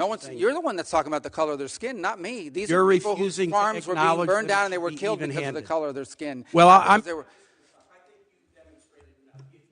Well, you've demonstrated enough because you think anyone should be allowed into this country for any reason because they met a certain criteria. Who has said that? We are going to prioritize people that come into our country on the basis of what's in the interest of this country. That's a small number of people that are coming. But in you that particular said case. this weekend that but there in would other be more. cases, it's harder to vet. In other cases, it's more difficult. And by the way, the United States admits people every year. 1 million people come to this country every year legally. 1 million and people now a year come to this there country is legally. one group of people that have an easy pass into this country. For the first time, this administration has said Afrikaners get an easy pass and refugee programs for the remainder of the world are shut off. And you can't say to the American public that we should apply this statute in an even-handed way. No, I think it should be applied in a way. No, well, you shouldn't be shocked. It should be applied in the national interest of the United States. Our immigration policy should be based on the national interest of the United States. Period. End of story. If there is a subset of people that are easier to vet, who we have a better understanding of who they are and what they're going to do when they come here, they're going to receive preference, no doubt about it. There are a lot of sad stories around the world. Millions and millions of people around the world. It's heartbreaking. We cannot assume millions and millions of people around the world. No country can. So you have to have a process of deciding who do you prioritize, who do you allow in. We do it all the time. We do it in our immigration system now under our current laws. Unfortunately, it's primarily based on family connection and not on what they're going to contribute to the society from a merit standpoint. That should be changed, but that'll require statutory changes. But the bottom line is this notion that somehow we have to accept anyone who wants to come to the United States is absurd. No country in the world has an immigration policy like that. And no one is arguing that we should. I yield back, Mr. Chair. Thank you very much. Senator Daines. Secretary Rubio, it's great to see you here today. Very proud of what you're doing in your role. Grateful to call you a friend and to watch what you're doing now around the world with working on implementing the President's agenda. Secretary Rubio, I want to talk about energy for a moment. Our allies in Europe are waking up to the security and economic threats posed by their reliance on Russian energy. Despite some progress, many of our European partners still are hesitant to diversify their energy portfolio, energy sources, and ensure they can literally keep the lights on. This recent nationwide power outage in Spain provided a timely reminder that intermittent sources of energy cannot replace reliable baseload power that comes from fossil fuels or other steady sources. So despite their acknowledgement of this threat, Europe is still making it very difficult for energy companies to do business on the continent. In fact, the European Commission promulgated regulations in the last year regarding ESG due diligence and methane emissions that will soon make it all but impossible due to these reporting requirements for major gas exporters to do business in Europe. Secretary Rubio, how can you work with our partners in Europe to build a more reasonable, broader, more diverse energy trade and regulatory framework that allows companies to deliver power that Europe so badly needs? Well, obviously, when you talk about the European Union and these individual countries, they have a degree of sovereignty. They'll have to make these decisions. We can certainly, in our conversations with them, remind them of the vulnerability of their energy grid. It is, I think, everyone's consensus belief that one of the factors that went into Vladimir Putin's decision to invade Ukraine is his belief that Europe was so dependent on him for energy that they would do nothing about it if he did it. And that turned out to be the case. Now you've seen some countries moving faster than others to diversify. For example, I believe on Saturday was the first delivery of U.S. LNG to Italy. They've opened up a terminal now to accept it. There are other countries that are looking. But obviously these things take time. But I think the case in point, if in fact that's what led to the collapse of the grid, and there was, by the way, a collapse today in their telecom system as well in Spain, is a reminder of the vulnerability of energy. The vulnerability for purposes of just conducting 21st century commerce and economics, but also vulnerability potentially to being used as a geopolitical weapon against you. So I sense that among many of our allies in Europe, particularly those on the eastern flank, there is a growing, and I would say not just awareness, but a growing fear of how vulnerable they are on energy, both to foreign actors and because of the strains that are going to be placed by AI and other new technologies on our energy grid in the years to come. Secretary Rubio, I want to shift gears for a moment and come back to a part of the world that doesn't get a lot of attention, but very strategically important, that's Central Asia. Think about Central Asia, the 5 countries, Kazakhstan, Kyrgyzstan, Uzbekistan, Turkmenistan, Tajikistan. When they wake up in the morning, they look north, they see Russia. They look to the east, they see China. They look south to Afghanistan. They look south and west to Iran. There is great potential that I don't believe is being utilized. An example of that is the lack of a trans-Caspian pipeline. You've got these 5 Central Asian countries, the Caspian Sea. 20 miles is all that's needed right now for an interconnector to basically connect Turkmenistan into Azerbaijan and then into the network the gas line pipeline, certainly throughout Europe. It's just 20 miles for that interconnector. Turkmenistan has the 5th largest reserves of natural gas in the world. Huge potential, and obviously with their neighbors of China and Russia and Iran, getting that gas out is a challenge, but there's a path forward through the Caspian Sea. Mr. Secretary, do you believe that completing that 20-mile Caspian interconnector would be in the best interest of the United States and our allies?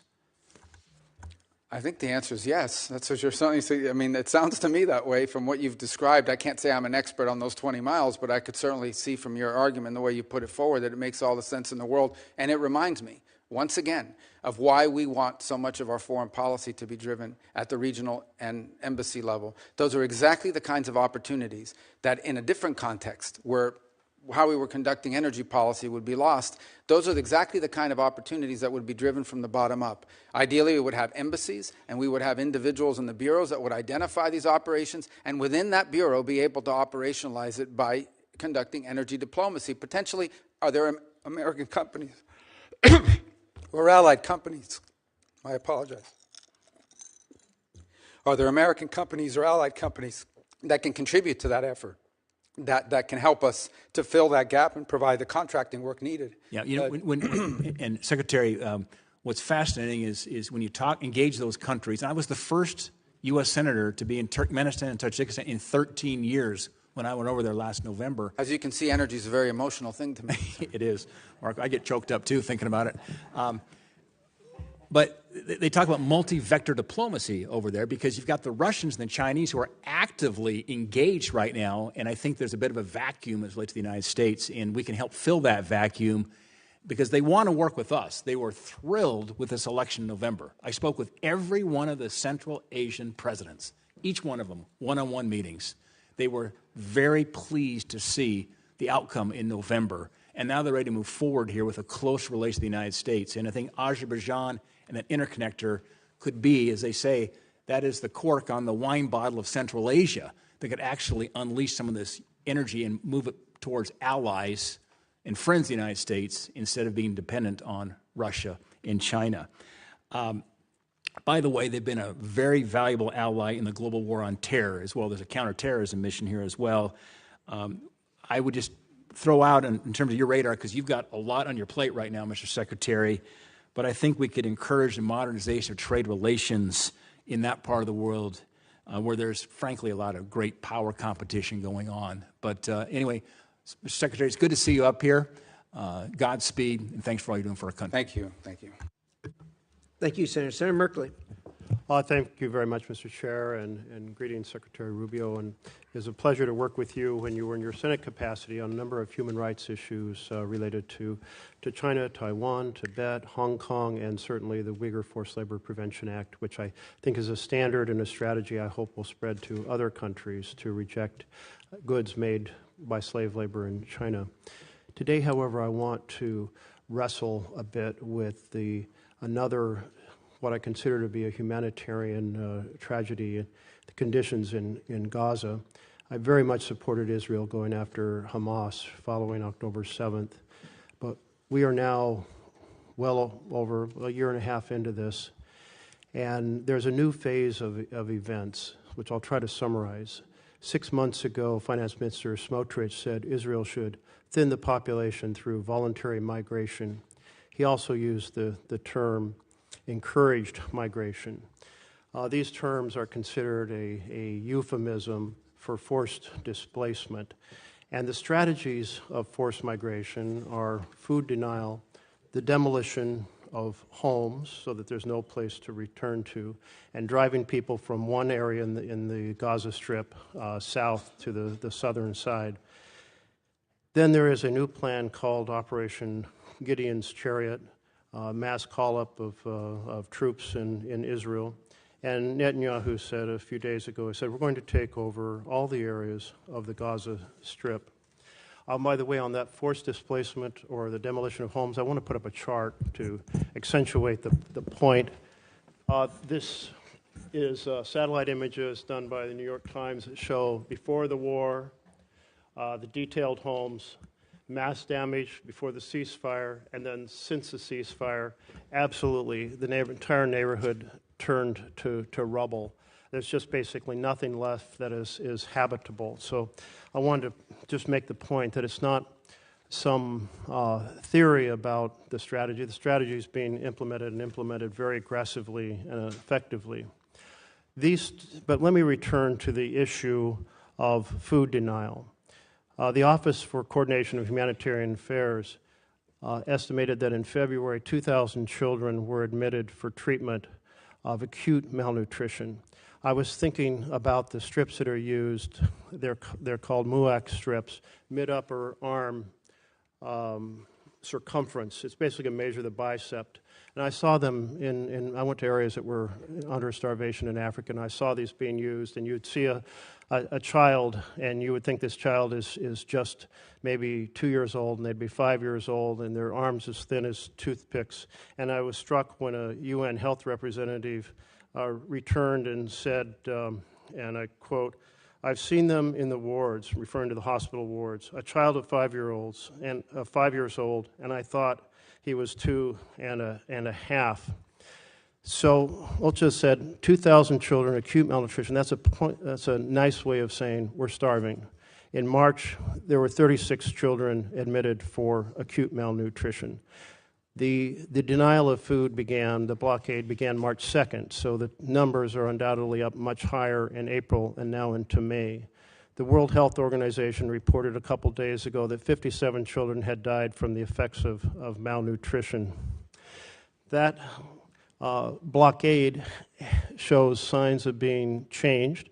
Netanyahu has made some public comments. He said, "We will not stand by." Let's see. "We cannot reach a point of starvation for practical and diplomatic reasons." He went on to say that mass starvation is a red line that could cost Israel support from the U.S. He didn't say it was a humanitarian problem, but support from the U.S. And yesterday, 5 trucks went in, and there's a plan to get up to 100 trucks. But 5 trucks is 1% of the amount needed for daily food supplements, and 100 trucks is still only 20% in an area that's already extremely hungry. This has led Canada, France, and Britain to say we cannot stand by while the Netanyahu government pursues these egregious actions. The level of human suffering is intolerable. So I guess my question here is the U.S. is a very close ally to Israel, both in military, security support, certainly in economic support. Is the administration conveying to the Netanyahu government that encouraging migration through food denial is an unacceptable strategy? Well, let me say I won't discuss, obviously, for many different reasons, what we share with our partners and allies. But I will walk you through some of the steps that you've rightly outlined, what has happened over the last... Just not too long a speech, because I'm really trying to get where our administration is standing. Well, I'm still trying to get the center out of me, so I still talk longer than I should, Yeah, well, so I'll be more brief. I'm going to have to reclaim some time, but go ahead, try to keep it very... Well, you want me to answer? I do want you to answer, but hopefully answering the question is pretty simple. Does the U.S. consider this an acceptable strategy of encouraging migration? Well, I would say that we were pleased and to see that aid is starting to flow in again. I understand your point that it's not in sufficient amounts, but we were pleased to see that decision was made. I understand another 100 trucks are behind that and maybe more in the next few days. I'll also tell you that I met in Rome 3 days ago with the World Food Program to walk through some of the ideas and plans they had for distribution on the ground. And ultimately the answer here is for this to end, hopefully with the elimination of Hamas, because the people of Gaza deserve a more prosperous, peaceful future, which they'll never have as long as Hamas exists. Well, thank you. That was brief and well done. Thank you. So then the second part of this is the systematic destruction of remaining homes as a way to make it impossible for people to stay in Gaza. Does the U.S. discourage that? Is it discouraging the Netanyahu government from continuing that strategy? Well, we don't view that that's their strategy. We understand that they are targeting elements of Hamas, is what they have claimed and said to us and to the world, that they believe that they need to root out the remaining elements of Hamas, who, by the way, have been an impediment to multiple ceasefires that I know have been negotiated and even agreed upon by Hamas external and then vetoed by Hamas internal. Is the U.S., it sounds like then, therefore, we're not concerned about that, or you characterize it differently. There has been reports of the administration working behind the scenes to develop a plan to help deport Gazans to Libya. Have you been involved in any discussions related to deporting people from Gaza, Palestinians in Gaza, to Libya? No, there's no deportation. What we have talked to some nations about is if someone voluntarily and willingly says, I want to go somewhere else for some period of time because I'm sick, because my children need to go to school or what have you, are there countries in the region willing to accept them for some period of time? But those will be voluntary decisions by individuals. Well, if they're voluntary decisions because there is no clean water, there is no food, and bombing is all around you, is that really a voluntary decision? Well, ultimately, that's the point, right? And that is you don't want people trapped there. They may want to come back. They may want to live there in the future, but right now they can't. And if there's some nation willing to accept them in the interim period, yes, we've asked countries preliminarily whether they would be open to accepting people, not as a permanent situation, but as a bridge towards reconstruction. Does that include Libya? I'm not aware of Libya. Thank you. I will just summarize since my time is up.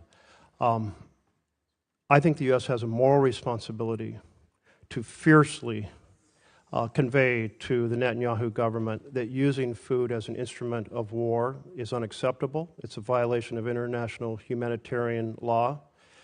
It's mass punishment. We have now children who are dying, and while Netanyahu has said he doesn't want to see mass starvation, he's drawing the line at mass starvation, but we're seeing real starvation right now, and I think we owe it to our connection and our close relationship to Israel to powerfully convey the importance of not just 5 trucks a day like yesterday or 100 trucks a day, but enough food to end the starvation. Is that a policy you can get behind? To ultimately rebuild and provide people a future in Gaza? To get behind enough trucks to end the starvation. Yeah, we've made that point. Look, I think ultimately, I don't think you would have seen the events of the last couple of days without our engagement, the engagement of others. Israel remains a strong ally. We're supportive. We understand why, for their security, Hamas cannot exist. We are also very happy to see that they have allowed aid to begin to flow, and we hope that that will continue. Concluding comment, Mr. Chairman, thank you for your tolerance. It's an important topic. Netanyahu did say he was responding to remarks and pressure from American politicians. I assume that's meaning the administration, saying that we, America, cannot accept mass starvation. But I would encourage you to push not for 5 or 100 trucks, but enough food to end the fact that children are starving and adults are starving, innocents are starving. Our close relationship, we need to end it. Senator McCormick. Thank you, Mr. Chairman, Ranking Member Shaheen, and Secretary Rubio. Good to see you. It's always great to have you here. Let me start with Iran. I'm deeply concerned, as I know you are, about Iran's nuclear ambitions, and I agree wholeheartedly with President Trump's view that there must be complete dismantlement of Tehran's nuclear enrichment capabilities. A key flaw, as you know, in the JCPOA was its failure to address Iran's support for terrorist proxies. And we've seen the horrific results of that. What assurances is the administration seeking from Iran on its support for terrorist proxies as part of the negotiations? Well, interestingly enough, the negotiations initially have been focused entirely at this point, although obviously we're aware of their sponsorship of terrorism in the region, including the Houthis and Hezbollah and other groups such as this, the militias in Iraq, and their efforts to get back into Syria. Right now, the focus at this point of this has been their enrichment capability, and they're insistent on enrichment capability. Ultimately, I would say that if in fact we have sanctions that are related, things such as sanctions that are related to the sponsorship of terrorism and their violation of weapons conventions and the like, their long-range munitions, those sanctions will remain. If those aren't part of the deal, then the sanctions will remain as a result of that. But initially, I could say that the focus of the conversations over the last few weeks with Mr. Witkoff and the Iranians has been on this enrichment matter, which is by far the sort of the core and most critical matter. As you know, the Iranian position is that they have a right to enrich as a matter of national pride, and our view has consistently been that they can have a civil nuclear program without an enrichment capability, and that an enrichment capability, in fact, would be weaponized at some point in the future, or could be weaponized, and that's a threat that cannot be accepted. Good, thank you. On Syria, I know that many of us are eager to work with you on implementing the President's plan to lift sanctions and protect key U.S. priorities. What assurances is the administration seeking in your discussions with interim authorities on counterterrorism priorities, including the fight against ISIS, during the process of lifting the sanctions? Well, ISIS hates the transitional authority, and they hate al-Shara, and they hate everybody in his government, and I think pose a grave risk to them. So I don't think the issue with them right now is a matter of willingness or a lack of willingness. It's a lack of capability. So there will have to continue to be a role to play in the interim period, both by the United States and our allies and the Kurds and others, in ensuring that ISIS cannot metastasize and grow. One of the most threatening things that we would face, for example, is an ISIS prison break, where suddenly you have a bunch of ISIS fighters loose on the streets and undermining the government.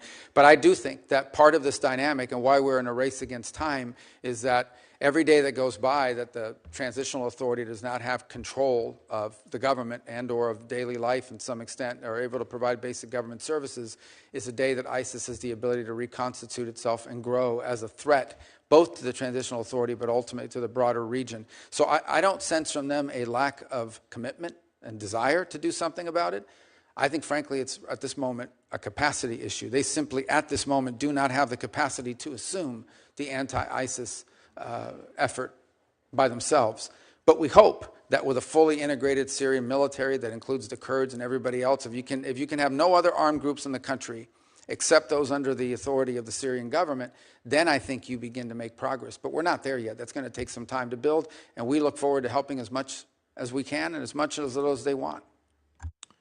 Along those same lines, as you know, Turkey has significant interest in Syria and has been, I think, an important part of the steps that have recently taken place. But our allies in Israel and Jordan are concerned about Ankara's ambitions there, especially in southern Syria.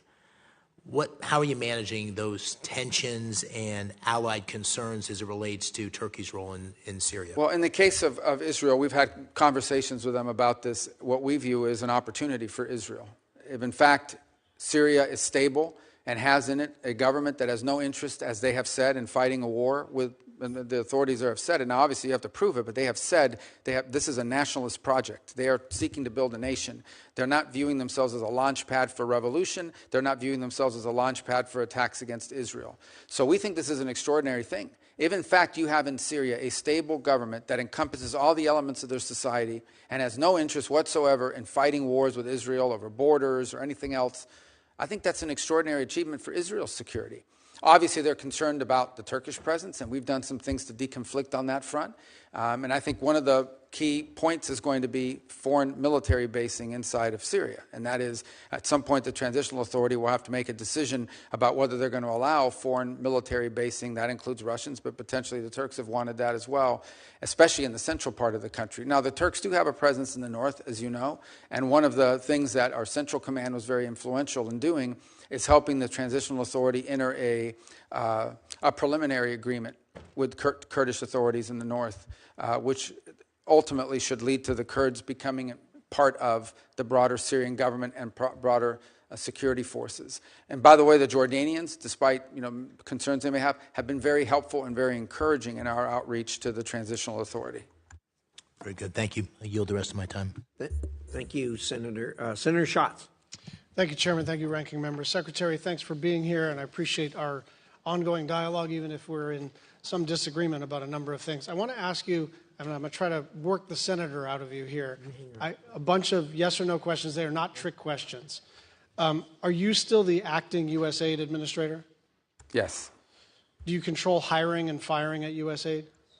Yes. Well, I delegate the authority to an administrator, but obviously, yes. And you control hiring and firing at state? Again, we obviously rely on our bureaus that do. I mean, it depends what you're. I mean, that's a highly technical question. I don't hire the line officers in every embassy, yeah. But I mean, technically, you're ultimately in charge. Yes. Okay. Did you personally review all the programs terminated during the foreign assistance review and personally make termination decisions? Yes. Do you have the authority to direct any state or USAID staff to brief Congress? Yes. Can you have Mr. Lewin or you come back to Congress and talk about USAID in the context of the coming end of the federal fiscal year and SFOPs and appropriations? That's already planned to do that, not just him, but others, because we'll have to update you on that, on our organization, whatever OMB decides to do with money. So there's a host of things for us to all talk about. So I just want to illustrate, whenever I talk with you, I feel pretty encouraged, and then stuff doesn't happen. I wrote 8 unanswered letters, and I request to enter those into the record without objection. And my staff has sent 200 unanswered questions, 200 unanswered questions about this much paper. Consultation is not a courtesy. It is required by law, and we have now 200, and these are perfunctory. What are you up to? What does this mean? This is the kind of normal pace of operations. Radio silence. Other than you're very responsive, your department and USAID has not been very responsive. The Foreign Affairs Reform and Restructuring Act, the Empowerment Control Act, the Anti-Deficiency Act, the Foreign Assistance Act, and the annual appropriations bills for state and foreign operations have been violated in multiple ways. On March 12th, you wrote, "We plan to engage Congress as required both by law and reality before we start drafting a plan to bring USAID over under state." That did not happen. As you know, we have a pledge. We owe the Global Fund $1.3 billion. I spoke with the head of the Global Fund in response to my repeated requests and multiple other people's repeated requests. You told me that those funds were going to be released. It has not happened. I'd just like you to respond to that. And again, I like you. I like our working relationship. But what is happening is we have a good conversation, and then I don't know. It seems to be getting sandbagged underneath you in this vast bureaucracy. Yeah, well, that's part of the reason why we want to reorganize, is to have less vast bureaucracy, but I wouldn't blame that on this. The first couple points, we believe and continue to believe that we have complied with the law on every step of the way, including through advising Congress of our roles, and even now with the reorganization. We have not issued a congressional notification yet. We issued a preliminary. We have taken input from members. I actually personally signed a letter that I think should have been delivered to you. I was overseas. I don't know if it was Monday or Sunday or Saturday, but it was in response to your latest letter. Yeah. So hope you did get that. And obviously we'll continue to engage with you on all of this as well. So the practical effect here, right, because everyone can agree that, well, I don't know if everyone can agree, but it seems to me that most of us agree that there is virtue in reforming any big institution, and that aligning USAID's operations with the State Department and the President's and the Secretary's foreign policy objectives is beneficial.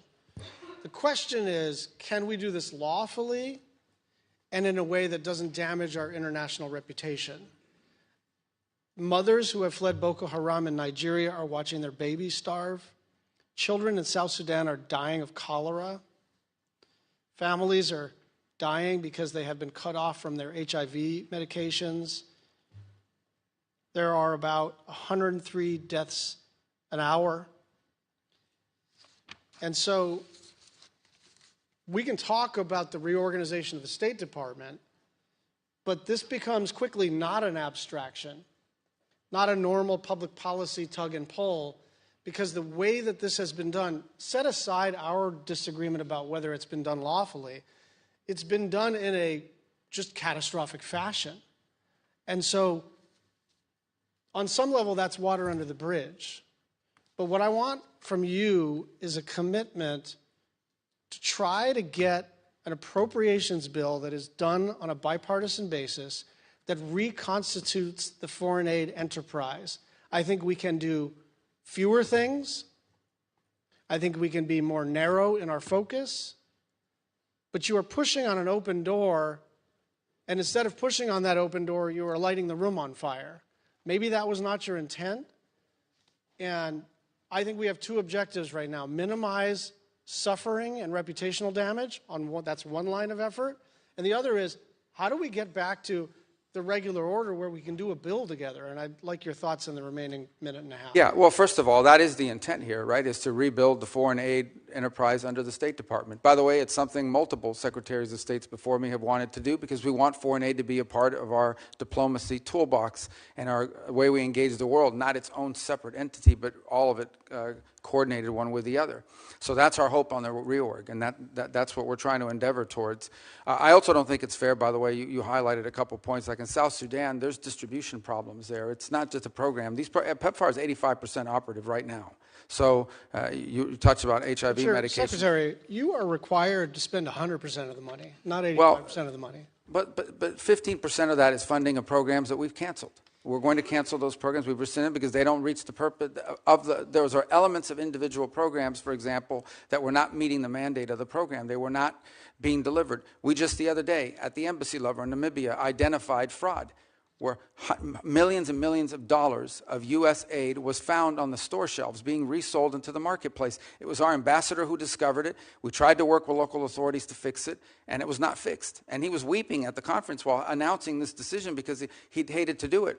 And some of the places you highlight, it's important to remember, even if the money is distributed, sometimes it cannot be brought out. The aid does not reach people because armed elements in Sudan, in South Sudan, are impeding aid from reaching their intended recipients. It's a very complicated world in terms of the delivery of aid. The one point I'd like to Senator, you're out of time? With your indulgence, for 30 more seconds. And you and Senator Murphy had an exchange about this. It is just not true that only 12% of the aid reaches recipients. The way you get to 12% is it's 12% local NGOs. So that is excluding CARE, that is excluding the World Food Program, that is excluding Catholic relief services. And so if you're going to count that as like overhead or inefficiency, Secretary Rubio, you and I have honest disagreements, but that number has been given to you and is not an accurate assessment of the extent to which aid reaches the people who need it. And I will just say, if there's an enterprise to reduce overhead, count me in, but it is not 88% overhead. That's not what's happening. Thank you. Well, that number, just to clarify, was actually Samantha Power's number. And she regretted that one of the things she was unable to do at USAID is improve upon that number. Thank you. Senator Barrasso. Thank you, Mr. Chairman. So in just 5 months, Secretary Rubio, and it's wonderful to have you back here in the committee. In just 5 months since you've been there, along with President Trump, I just want to take a moment to highlight the incredible work that this administration has accomplished with your leadership and clearly President Trump's, restored U.S. leadership across the globe, unleashed American energy, secured our southern border, reduced illegal immigration by 95%, reimposed maximal deterrence on Iran, pushed back on Chinese aggression, created new deals for U.S. companies, secured the release of hostages and unjustly detained Americans. I really appreciate the strong leadership. And according to Monday, Mr. Secretary, and you see the wonderful picture of you in today's Washington Post, you and your bride Jeanette meeting with the Pope. If you take a look up here, Marco, you're going to see this great picture of you. And yeah. Want to comment on that at all? What it was, I've done all these things, and you got to meet the Pope. A new Pope, an American. Well, I told people yesterday I started the morning meeting with the Pope, and I ended the evening at an event, a Kennedy Center event at the White House with the U.S. President, and they were both Americans. Amazing times. I want to talk about Iran, if we could. So in the first 100 days, the maximum pressure campaign against Iran came into full force once again. The administration sanctioned 72 entities, 14 individuals, 74 vessels, as well as 18 additional entities, including 2 Chinese-based oil terminals, 13 vessels. I think the maximum pressure campaign is working. We're already seeing a reduction in Iran's ability to fund destabilizing operations across the region. How does the administration plan to maintain this momentum and then continue with the talks that are going on? Well, I think it's clear for the Iranians. I mean, we're going to continue with sanctions until there's a deal otherwise. And by the way, there's also another set of sanctions out there that involve things like the sponsorship of terrorism and things of that they're doing. But when it comes to the nuclear program, until there's a deal, there's going to be sanctions. That's just the way it works. And so that's the president has issued an executive order for maximum pressure, and that's being executed on every single day. None of these are being slowed down while we're engaged in these talks. Ultimately, if we are able to reach a deal, then obviously that could be a part of it, but we're not at that stage yet. So, look, we hope that there can be something done. These will not be easy. And by the way, one additional note on it is there's a separate set of sanctions out there, which are the snapback provisions that the E3 in Europe have. That's on another clock, completely different from ours. And I want to be clear about that. What they decide to do with their sanctions. Now, maybe we'll do a deal with Iran and they'll be satisfied with it and not impose their sanctions. But I met with the E3 again. What day is it today? Tuesday? I met with them maybe 4 days ago in Turkey. And they are moving forward on their process, independent from ours, that could impose additional sanctions as early as July, August, September, October, November, September, October of this year. I want to move to one of Iran's in the neighborhood neighbors with Syria. And President Trump met with the new Syrian president. He's urged the leader to deport foreign terrorists from Syria, help the U.S. counter ISIS. I want to just talk about ISIS, if I can, and the concern for the resurgence of ISIS. It's been a significant concern. About 2,500 active ISIS fighters operating in Syria and in Iraq. Estimated 10,000 ISIS fighters in prisons in Syria. And what's your assessment of the threat posed in ISIS? And I know we have a presence. I was visiting our Wyoming troops who are in eastern Syria, and I want to know how that's helped to address the threats. Yeah, so there's 2 major threats facing the Transitional Authority in Syria. The first is a resurgence of ISIS, many of them foreign fighters, most of them foreign fighters, and that's a very significant element because any space that's ungoverned, if there are parts of the country where the Transitional Authority does not control it, it creates an ungoverned space that ISIS can come in. So that's the first threat. The other is Iran. Iran has not given up its efforts to gin up former Assad officials and others to get behind certain armed groups on the ground and stir up trouble as well in the country. So these are both threats. They're different, but they're related, and they pose 2 of the most serious threats to the Transitional Authority's efforts. to create a nation state in in Syria, that does not threaten Israel, does not threaten its neighbors, and is able to provide the life that the people of Syria want to rebuild for themselves, including many who are abroad, who have expressed a willingness or an interest in returning. And in fact, we've seen some of those people begin to return just because of the U.S. sanctions announcement. But we want that trend to continue because Syria will need them in order to rebuild their country and reclaim it. Can I talk to you about Gaza? President Trump's laid out a plan for Gaza. You recently said we support a future for the people of Gaza that is free of Hamas and full of opportunity. How do you envision a transition to a non-Hamas security and governance in Gaza? Well, that's a central question and not an easy one to solve, obviously. We've engaged with partners. There was an Egyptian-led effort for a while. There's a Saudi effort now. We've obviously engaged with our regional partners to come up with the constructs of what that looks like. Not to be frank, I mean, in the midst of the conflict ongoing, most of the attention has been paid to the humanitarian situation and the freeing of the hostages and multiple failed efforts at a ceasefire, which are ongoing and continue, and the hopes of ending this and the cessation of hostilities at some point. But thought has been given to it. But I think at the core of it is, I think we can find the funds to do it. I think you can find the partners to do it. I think the central question for the future of Gaza is going to be who governs it. Because as long as there's a group like Hamas there, it's going to be very difficult to envision long-term peace and prosperity.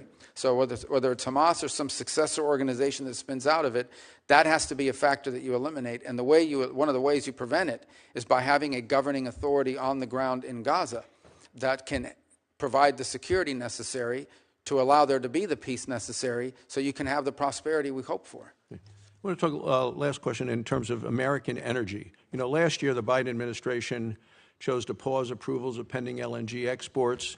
We know that Europe needs those. It created a lot of uncertainty. President Trump has promised in his unleashing American energy, he's removed a lot of the obstacles. Our LNG exports have surged. I think it's going to help in Europe. European countries have increased their purchases of U.S. LNG. How has lifting this pause that Biden put on here restored confidence in America as a reliable partner to Europe? Well, obviously, I was just commenting a moment ago, I believe on Saturday, the first LNG shipment reached Italy. And there are other countries that are building terminals to receive it as well. So the fact that the United States joins now in the world as a reliable long-term source of liquefied natural gas as an export, I think improves our ties and our partnerships around the world. And it's a need for us because we have the capacity to export it and to develop it, and it's a need for our allies who need to diversify and in some cases make less dependent their system of generating electricity. It's a fundamental problem for multiple countries, for example, in Europe. It's not just the energy they need now, it's the energy they're going to need in the years to come. If you do an audit of where they're going to wind up needing, they don't have any way to generate that now unless they rely on things like U.S. exports of LNG. And that alone even won't be enough. They're going to have to find some other resources as well. Thank you, Mr. Secretary. Keep up the great work. Thank you, Mr. Chairman. Thank you, Senator Barrasso. Senator Van Hollen. Thank you, Mr. Chairman. Mr. Secretary, you and I served together in Congress for 15 years. We didn't always agree, but I believe we shared some common values. A belief in defending democracy and human rights abroad, and honoring the Constitution at home. That's why I voted to confirm you. I believed you would stand up for those principles. You haven't. You've done the opposite. And you used to speak with conviction about the importance of foreign aid as a tool to advance American values and interests. Then you stood by while Elon Musk took a chainsaw to USAID and other assistance programs. That has left a staggering toll. Broken trust with countries, openings for China and other adversaries, and countless preventable deaths of children and others. Take Sudan, for example. The freezing of U.S. humanitarian assistance forced the closure of nearly 80% of the emergency food kitchens there. 2 million famine-affected people were left without access to food. People died because of those actions. Mothers, fathers, and children. Tons of emergency food that could have saved their lives was left rotting in warehouses because you and Elon Musk refused to let USAID do its job. Sudan is a country where, by the administration's own determination, a genocide is unfolding in Darfur. But here's where it goes from cruel to despicable.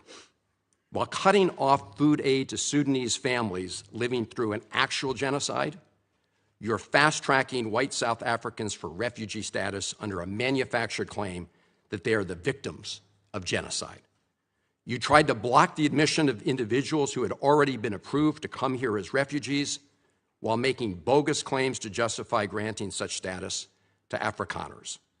You've made a mockery of our country's refugee process, turning it into a system of global apartheid where political ideology and race, more than truth or need, matter.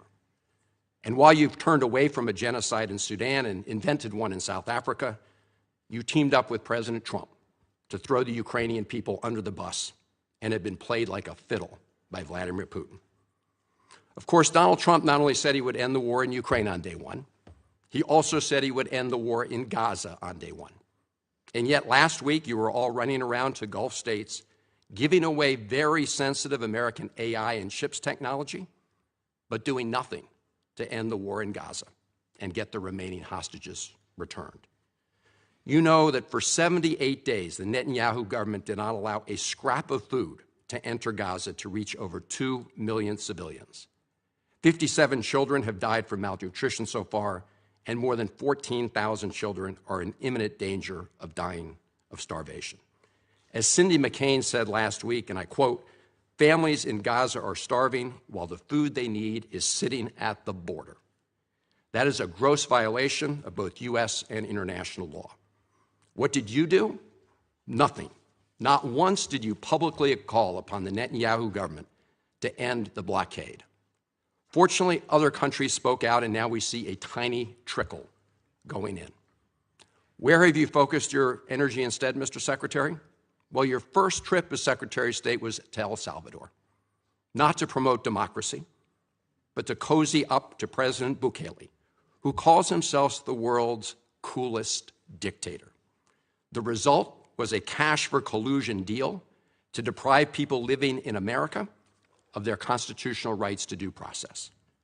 The Supreme Court, in a 9-0 decision, instructed you to facilitate the return to the United States of Abrego Garcia, who the administration admitted was wrongfully deported to El Salvador. Your response? You've openly flouted judicial orders. When asked whether you have been in touch with El Salvador to return Abrego Garcia, you boasted, quote, "I would never tell you that. And you know who else I would never tell? A judge." Clearly, you don't care about the Fifth Amendment right to due process, and you don't care about the First Amendment either, since you've been very busy snatching students off of college campuses for exercising their right to free speech. You dredged up a relic from the McCarthy era to claim that student protesters posed a threat to the foreign policy of the United States. Give me a break, Mr. Secretary. You know as well as I do this isn't about national security. It's about punishing free speech. And you know that in America, the government doesn't get to use its power to punish speech it doesn't like. Yet in March, you boasted about revoking student visas, saying, and I'm quoting, "We do it every day. Every time I find one of these lunatics, I take away their visa," unquote. Let's look at one of those lunatics, Mr. Secretary, Ms. Ozturk. Her crime was co-authoring an op-ed in her college paper critical of Tufts University's response to the war in Gaza. Your own department found zero links to terrorism, no anti-Semitic statements, but you still yanked her visa and shipped her off to detention in Louisiana. And the list goes on and on. The federal judge in the case of Mohsen Madawi, who was the Columbia student who was ambushed by federal agents at his citizenship appointment, said, and I quote, this is the judge, "Legal residents not charged with crimes or misconduct are being arrested and threatened with deportation for stating their views on the political issues of the day. Our nation has seen times like this before, especially during the Red Scare and Palmer raids. Like the McCarthy-era witch hunts of the 1950s, your campaign of fear and repression is eating away at foundational values of our democracy. Back then, it took one voice, Attorney Joseph Welch, to cut through the hysteria with the simple question that marked the beginning of the end of that shameful era. He asked Senator McCarthy, have you no sense of decency? And I would ask you the same, Secretary Rubio, You have shown, through your words and your actions, what the answer is. And I have to tell you directly and personally that I regret voting for you for Secretary of State. I yield back. May I respond? You may sit. Well, first of all, your regret for voting for me confirms I'm doing a good job, based on what I know. Well, that's about just your a record flippant and what you statement, stand Mr. for. Secretary. Can I respond, Mr. Chairman? You may. I didn't ask Senator, questions. please let the Secretary have I'd be the floor. happy to, but then I can respond to his Your response. time's up, Senator, and woefully used, I might add. Well- your remarks do not represent the view of this committee. Well, Mr. Secretary, please. Well, I'd like to. I can't respond to everything he said because much of these are untrue, but I'll go through a few. First of all, I'm actually very proud of the work we've done with USAID. For example, I don't regret cutting $10 million for male circumcisions in Mozambique. I don't know how that makes us stronger and more prosperous as a nation. I raised don't regret Sudan, Mr. psychosocial support services. I raised USAID. Sudan, Mr. Secretary. Can I not respond, Mr. Mozambique. Chairman, or do I? Senator, I'd ask you to suspend. You had 7 straight minutes of I chose railing to on- use my time that way, Mr. Chairman. That's my right to Please use my suspend, time that way. Secretary Rubio. Well, I can go on. I mean, there's other things here. We spent $227,000 for Big Cat's YouTube channel from USAID. We spent $14 million for social cohesion in Mali, whatever the hell that means. So I can go on and on. I got the list here, and there's more. I didn't even bring the whole list. In the case of El Salvador, absolutely. Absolutely. We deported gang members, including the one you had a margarita with. And that guy is a human trafficker, and that guy is a gangbanger, and the evidence is going to be clear. In the days to come, Mr. you're Chairman, going to see who you went to look, defend. I'm sorry, please, Mr. Chairman. Secretary No. Rubio has the floor. Mr. Chairman, he can't make unsubstantiated Senator, comments like that. Secretary Rubio has the floor. You've Secretary had your time. Rubio should take that testimony to the federal court in Senator- the United States because Well, he hasn't done it under oath. Here's another point, okay? There is a division in our government between the federal branch and the judicial branch. No judge in the judicial branch cannot tell me or the president how to conduct foreign policy. No judge can tell me how I have to outreach to a foreign partner or what I need to say to them. And if I do reach to that foreign partner and talk to them, I am under no obligation to share that with the judiciary branch. Just like a judge cannot order me to negotiate with a foreign minister of Russia, they cannot order me to negotiate with a foreign minister or the president of El Salvador. And if I did negotiate with them, which we have responded to them, and we've told them we've had communications with the president of El Salvador, I am under no obligation under our division of powers in this country and to share with the judicial branch how I conducted diplomacy of the United States. It would actually be counterproductive. If I started sharing with courts, or frankly, with the media, my conversations with foreign leaders and all of their details, no foreign leader would talk to me again, and we would break trust with them. So I have complied with every court order. What I won't comply with is an order to disclose what I'm saying and what we're talking about with a foreign leader, because then they won't talk to me. Diplomacy doesn't work that way. About the student visas, let me say this. I don't deport anybody, and I don't snatch anybody. The State Department does not have officers in the street snatching everybody. What I do is revoke visas, and it's very simple. A visa is not a right. It is a privilege. People apply for student visas to come into the United States and study. And if you tell me that you're coming to the United States to lead campus crusades, to take over libraries and try to burn down buildings and acts of violence, we're not going to give you a visa. Is that what Ms. Ostork did? We're not going to give you a visa. Is that what she And if you did? do Come that- on, Mr. Secretary. And every single You're one of just these blowing cases, the smoke factors here are now. different. Senator- the bottom line is if you're Senator, coming here we- to stir up trouble on our campuses, we will deny you a visa. And if you Does have the a First visa Amendment and we find apply you, to we'll people revoke living it. in the United States? And we're going to do more. There are more coming. We're going to continue to revoke the visas of people who are here as guests and are disrupting our higher education facilities. People are paying money. These kids pay money to go to school, and they have to walk through Writing a bunch an of op-ed lunatics to the who are tough here on newspapers student visas. disrupting the Simple foreign as policy that. of the United I want to States. do more. I hope we can That's find more of these people. pathetic, Mr. In fact, the Secretary. other day, some guys led a riot. I forgot what university it was, and I asked, please, can you find the arrest records of all the people that were arrested at that riot at that campus? Because if any of them have a visa, we're going to revoke I it. feel so much safer All right, when you let's, lock up people like Ms. Ostork, Mr. Secretary. We've had enough time on the subject. Thank you very much. And we're going to move to Senator Lee. Mr. Secretary, it's very good to have you back here. I want to say it's good to see the fauna in its natural habitat, but it's more like its former habitat, because your current one is also where you naturally belong. And I, for one, I know a majority of us feel the same way, have every confidence in your ability to serve us, and are very grateful for your service. One of the many things that I've always liked about you and I always agreed with you on is your clear-eyed vision for the Western Hemisphere. You seem to share the understanding many of us have, which is that we've been blessed as a country throughout our 250-year existence by the fact that we're protected by a big ocean to our left, another big ocean to our right, and friendly neighbors to our north and south. Those natural barriers are good for us and gave rise to the Monroe Doctrine and things like that. And I appreciate the fact that we now have a Secretary of State who understands and appreciates the importance of the Western Hemisphere. So I want to ask you where the Western Hemisphere fits relative to other regions of the globe and, with the current administration. Now, as I understand it, the America First Opportunity Fund is intended to support, quote, America's most enduring and critical partners. As you, as Secretary of State, work to realign State Department priorities and funding programs with our national interests, will the countries in our immediate periphery, those in our hemisphere, our neighbors, be counted among our most critical partners? Yeah, absolutely. And look, by the way, the new Prime Minister of Canada was here a couple weeks ago. We had a very productive engagement with the President. Their new foreign minister is coming on board, wasn't able to join us at the NATO gathering a few days ago, but look forward to interacting with her as well. We've obviously had some disagreements with Canada in with regards to the nature of trade between our countries. But I think there's hope here that we can work something out on the trade front with them, although that's not something that I'm involved in negotiating.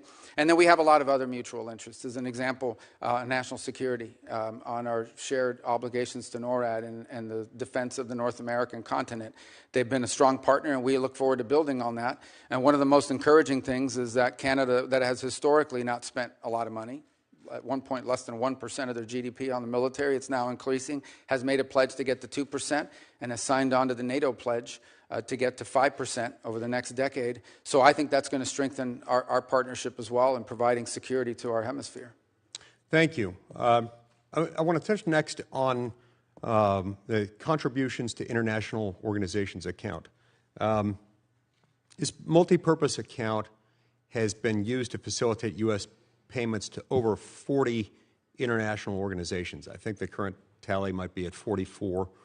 Now, as someone who has been skeptical of international organizations in the way we fund them, the way they've been used, and the way they've used our money, I very much welcome the proposed reduction in funding of international organizations. But the budget request before us mentions only the UN in that context, not the dozens of other organizations that we're also funding.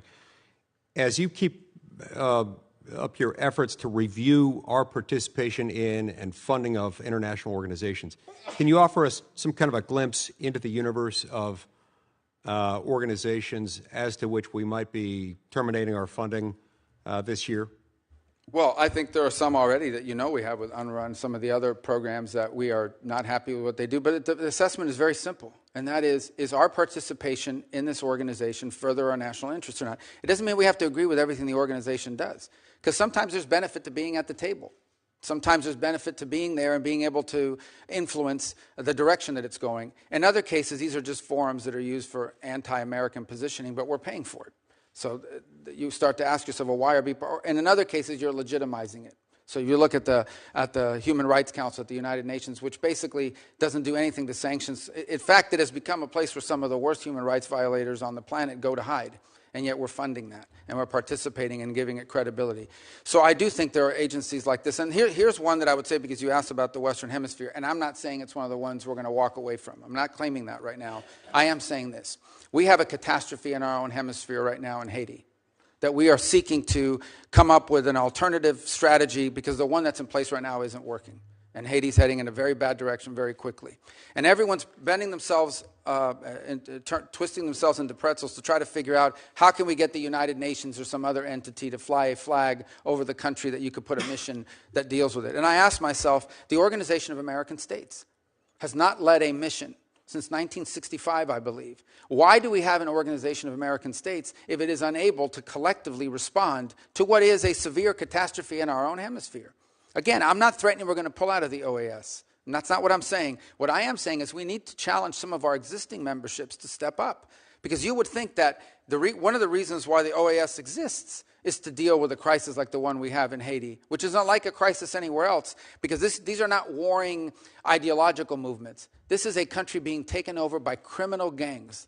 Or in fact, much of it's already been taken over by criminal gangs, and you have to deal with that very differently. And I want to say one thing here publicly.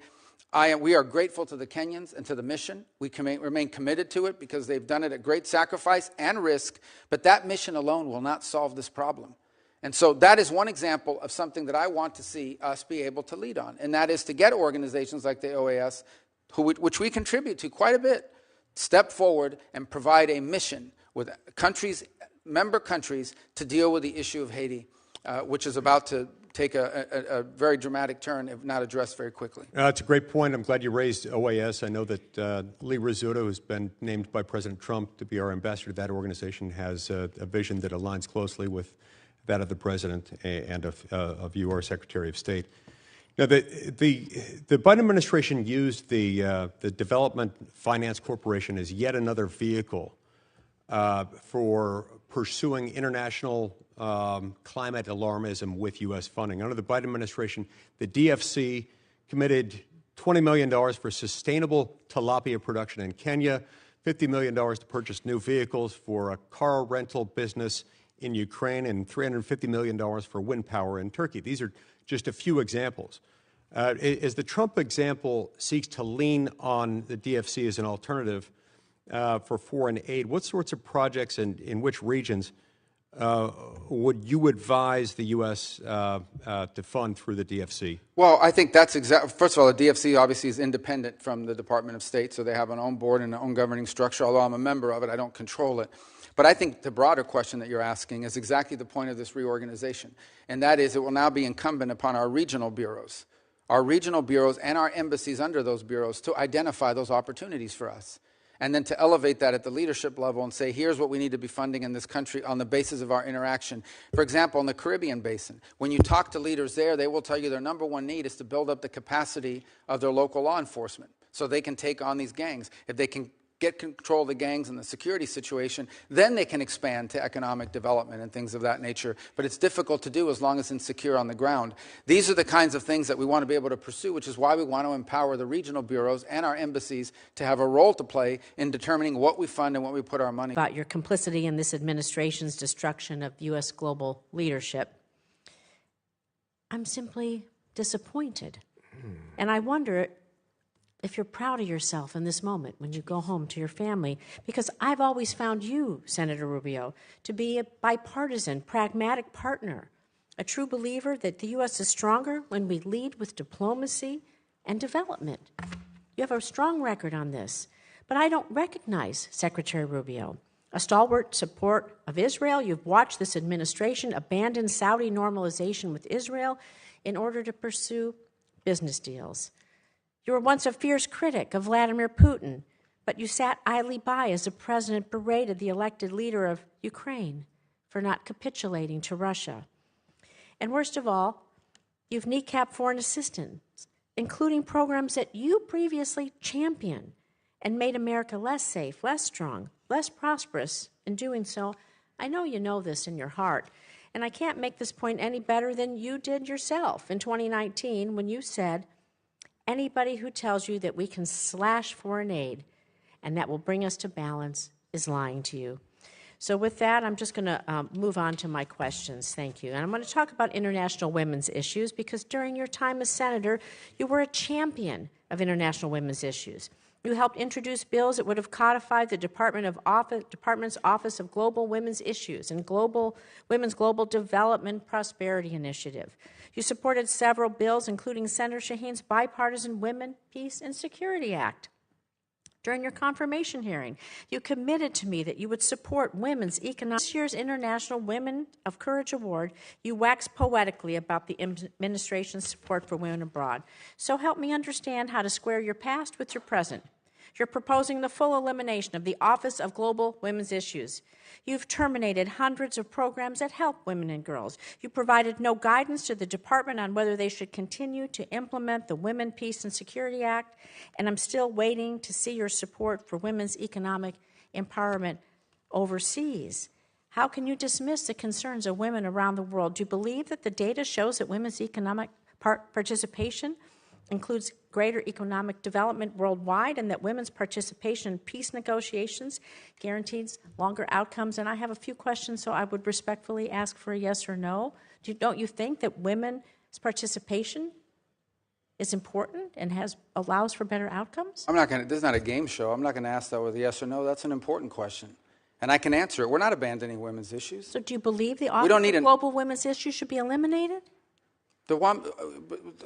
One thing is to eliminate an office. Another thing is to eliminate the function. The function will still exist. It'll be driven at the regional bureaus. So every one of our regions will have someone who's looking at and driving that issue, and right down to the embassy. It remains a priority. The same with the law that you outlined that I supported. This is going to be executed on, but it's going to be executed at the regional level and at the embassy level. And the reason why is because the challenges facing women in Africa are different than the challenges facing women in Central America, and which I are have different your commitment that you're going to support women around the world, because without the women being able to be successful in their countries, I believe we can't have peace, stability, and our countries move forward. Sure, and it remains part of our agenda. It's just going to be, the service is still going to be delivered, but it's going to be delivered at the regional and embassy level, not through a standalone office in Washington, D.C. When will we see the reports on this and how this will be delivered? Well, this is what we're engaged in with this committee now, which is our reorganization process. We've made an initial presentation to the committees. It's not final. We've received input through the comment period, including from our own building, but also from members of Congress on both sides, and meaning House and Senate. Now we'll come back to you based on all of that input on what we propose to be the final reorganization. Do you have a timeline when you'll come back? Because I don't want to see women left behind around the world, and I think you'd agree with me. But I'm going to turn on to Israel. If you can give us a timeline of when you're proposing to do this, that would be helpful, and we maybe come back and revisit it, Mr. Chairman. Do you have a timeline of when? Sure, we're engaged now. I think we'll owe you a congressional notification here within the next few weeks, which is but all of that is being built on the comment period in which we've taken input from staff and members of this committee as well as in the House. Thank you. Can I move on to Israel for a second? So the Office of Security Coordinator in Israel, the OSC, was established by President Bush in 2005. The OSC is widely respected, including by the IDF Central Command, for facilitating security coordination between the Palestinian Authority and the Israeli security forces, which has been crucial in preventing terrorist attacks against Israelis. However, it's reported that you plan, again, to eliminate OSC, which I believe, and many others, could lead to further destabilization in the West Bank and threaten Israel's security.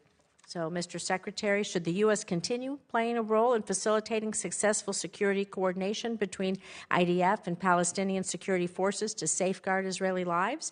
And if so, do you believe the State Department should continue to maintain the OSC and support it financially? Yeah, there's news reports every day about things that aren't true. So the only thing that's been discussed about OSC is whether it should be brought under the authority of the ambassador and the embassy.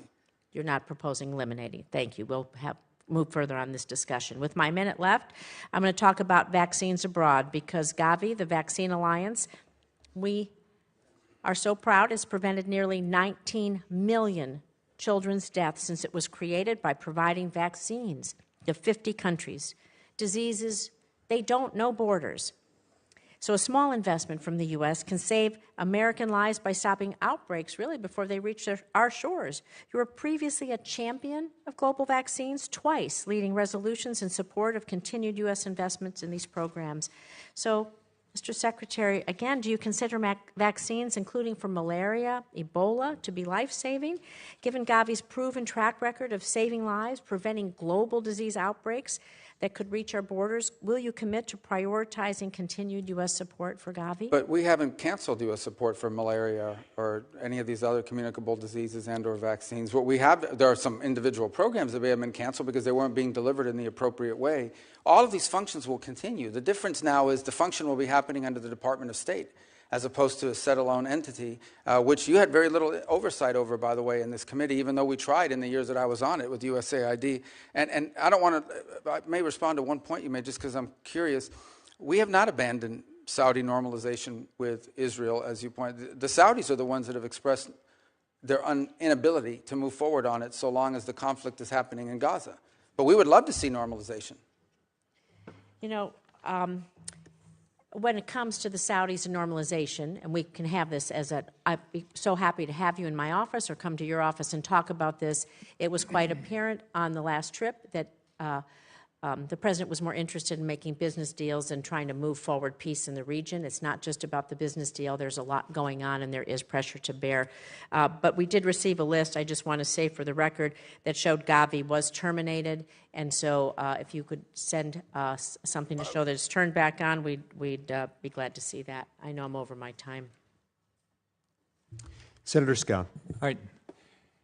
Secretary Rubio, first off, I'm proud to have voted for you. I wish you were in the Senate, but I'm proud that you're Secretary of State, and I can tell you, Floridians are very proud of you.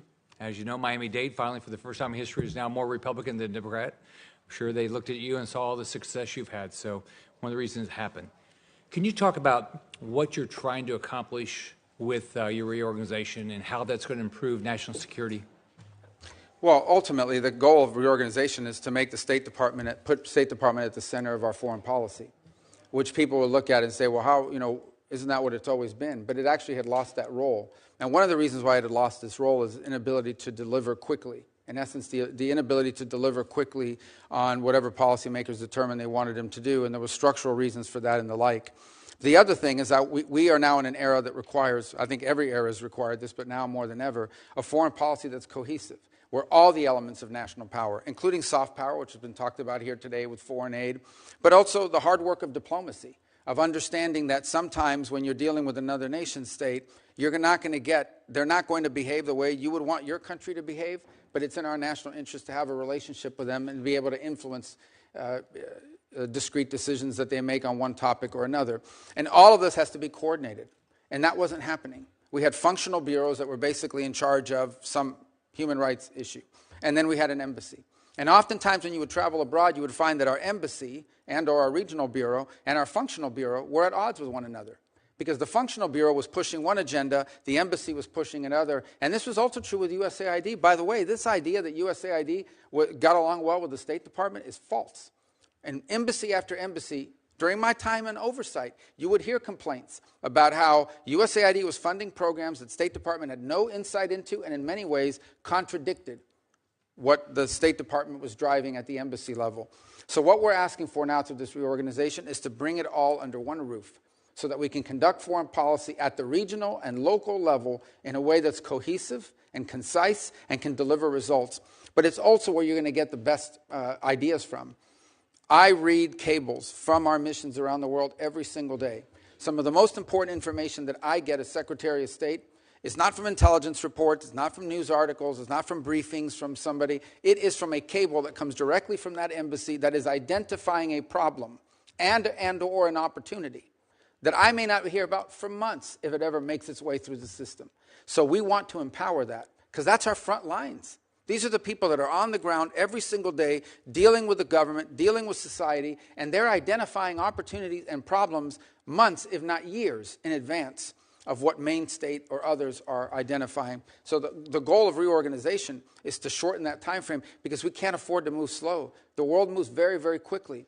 This decision we made on Syria, had we run that through a traditional process, would have taken months and months and months of interagency this and people talking that and all the different boxes that have to be checked in some memo that gets to me.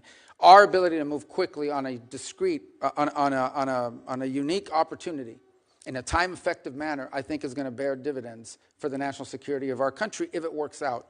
And we want to be able to see more of that. And that's really the goal of reorganization. People think this is a cost-cutting exercise.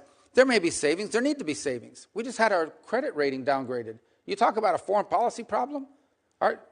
That's the first thing our foreign interlocutors wanted to mention to me on Sunday in Rome, is that our credit rating was just downgraded. We have a debt problem, but that's obviously not a State Department issue, but that's our problem. But that's a problem. But this is not just about cost savings. This is about providing a more efficient, faster-moving, more effective State Department and as a tool of diplomacy. The State Department should be at the center of American foreign policy making. And that's our goal, to create one, to reorganize one that can deliver on that. I want to thank you and President Trump for your focus on Latin America. Can you tell me, what do you think the proper role of the Organization of American States is? What should they be doing?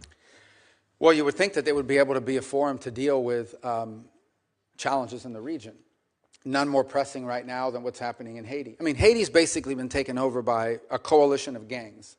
who they're not interested in governing the country. They're not interested in running the country. They just think if there's no government, we're in charge of this territory, and from here we can do all the drug running and organ smuggling and human smuggling, all the stuff we want. And that's what they're trying to do, and that's what they're doing.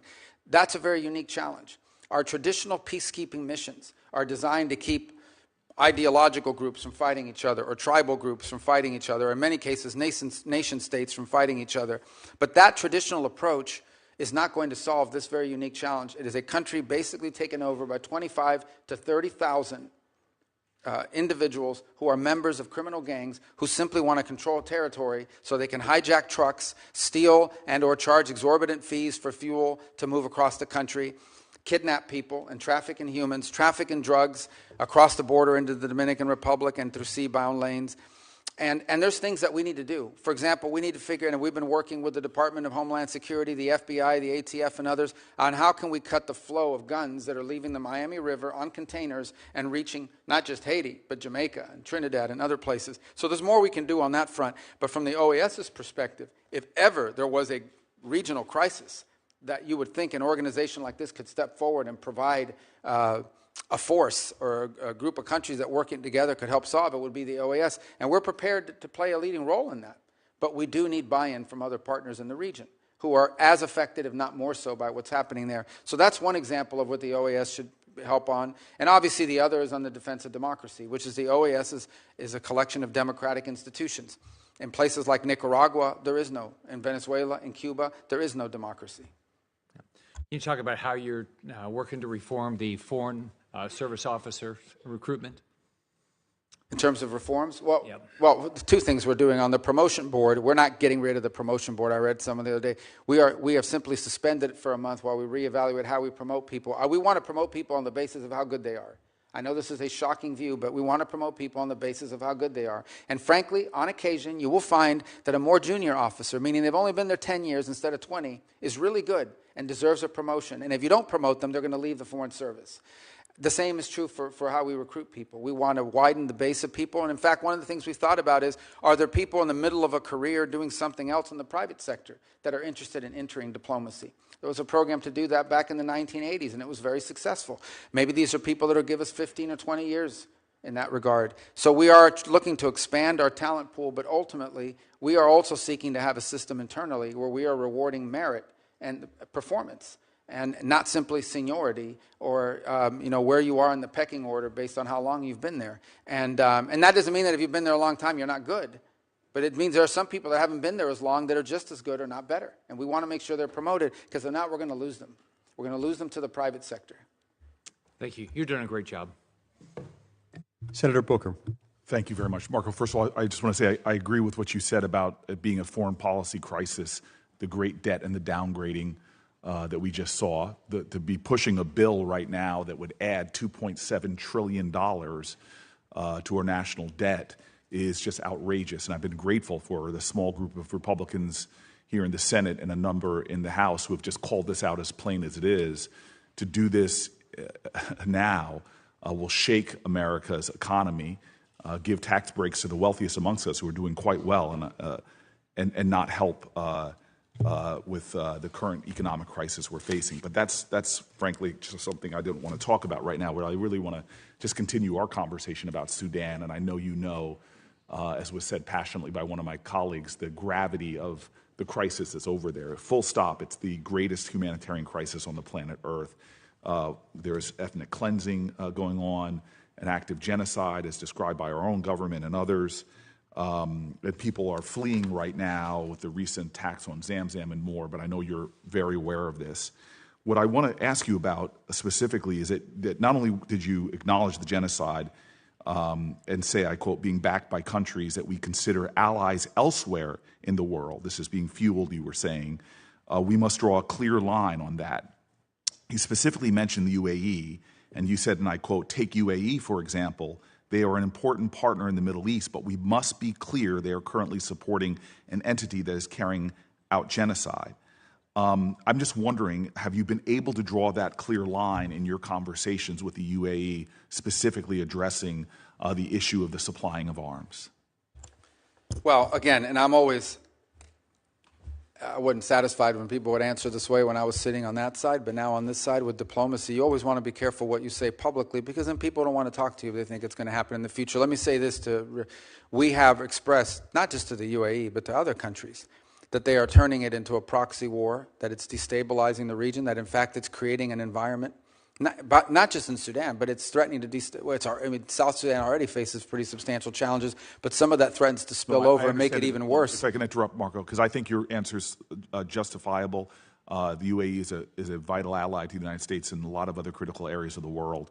But it doesn't serve their interest. But my point is, it doesn't serve the interest of some of these countries involved to continue to pursue this route, because instability there is going to create a breeding nest for And I guess when my hope is, radicalism. and I know you and I can have further conversations privately, is that we are pressing hard on those people that are fueling the conflict. But I want to ask the next part of this question is: the U.S. leadership is critical to end this. This is actually something that we can achieve. Not only alleviation of the suffering, but an end of this. If a humanitarian corridor is created and respected, this is something we can help to do. Finding diplomatic resolution to the conflict is something we can do. Now, there's a bipartisan a commitment in this committee, mandate to appoint a special envoy for Sudan. We know that kind of leadership can help address this the worst crisis on the globe. Time is not in our favor. Are you going to get a special envoy appointed, as colleagues on both sides of this aisle want to happen? We do. We want to. We'd love to have somebody in charge of that. We have a similar arrangement with DRC, Rwanda, and have seen it play dividends. Mr. Secretary, all I'm looking for is a sense of urgency and an answer yes. Yes, the answer is, but we have to find the right person, and that's the challenge. Next, 30 million people in Sudan require humanitarian assistance. In February, it was reported that, and you heard this passionately, that the freeze in humanitarian assistance is causing untold suffering. I was there myself in Chad last year and saw the role that we were playing. And frankly, I saw how great American companies like Plumpy Nut here were doing good, a double bottom line. They were helping to alleviate the crisis over there, as well as helping American businesses here. I just am hoping that you can say that you will commit to resume and even surge United States humanitarian assistance, particularly food aid, as soon as humanly as possible.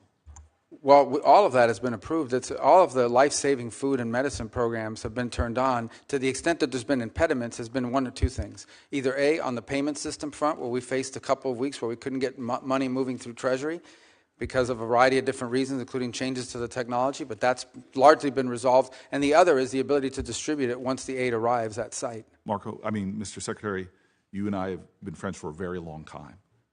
A sense of urgency is what I'm asking for right now. That every day that we delay or that we don't plow through the line of defense here, that's stopping this from happening. People are dying. I know you, and I know we can do better.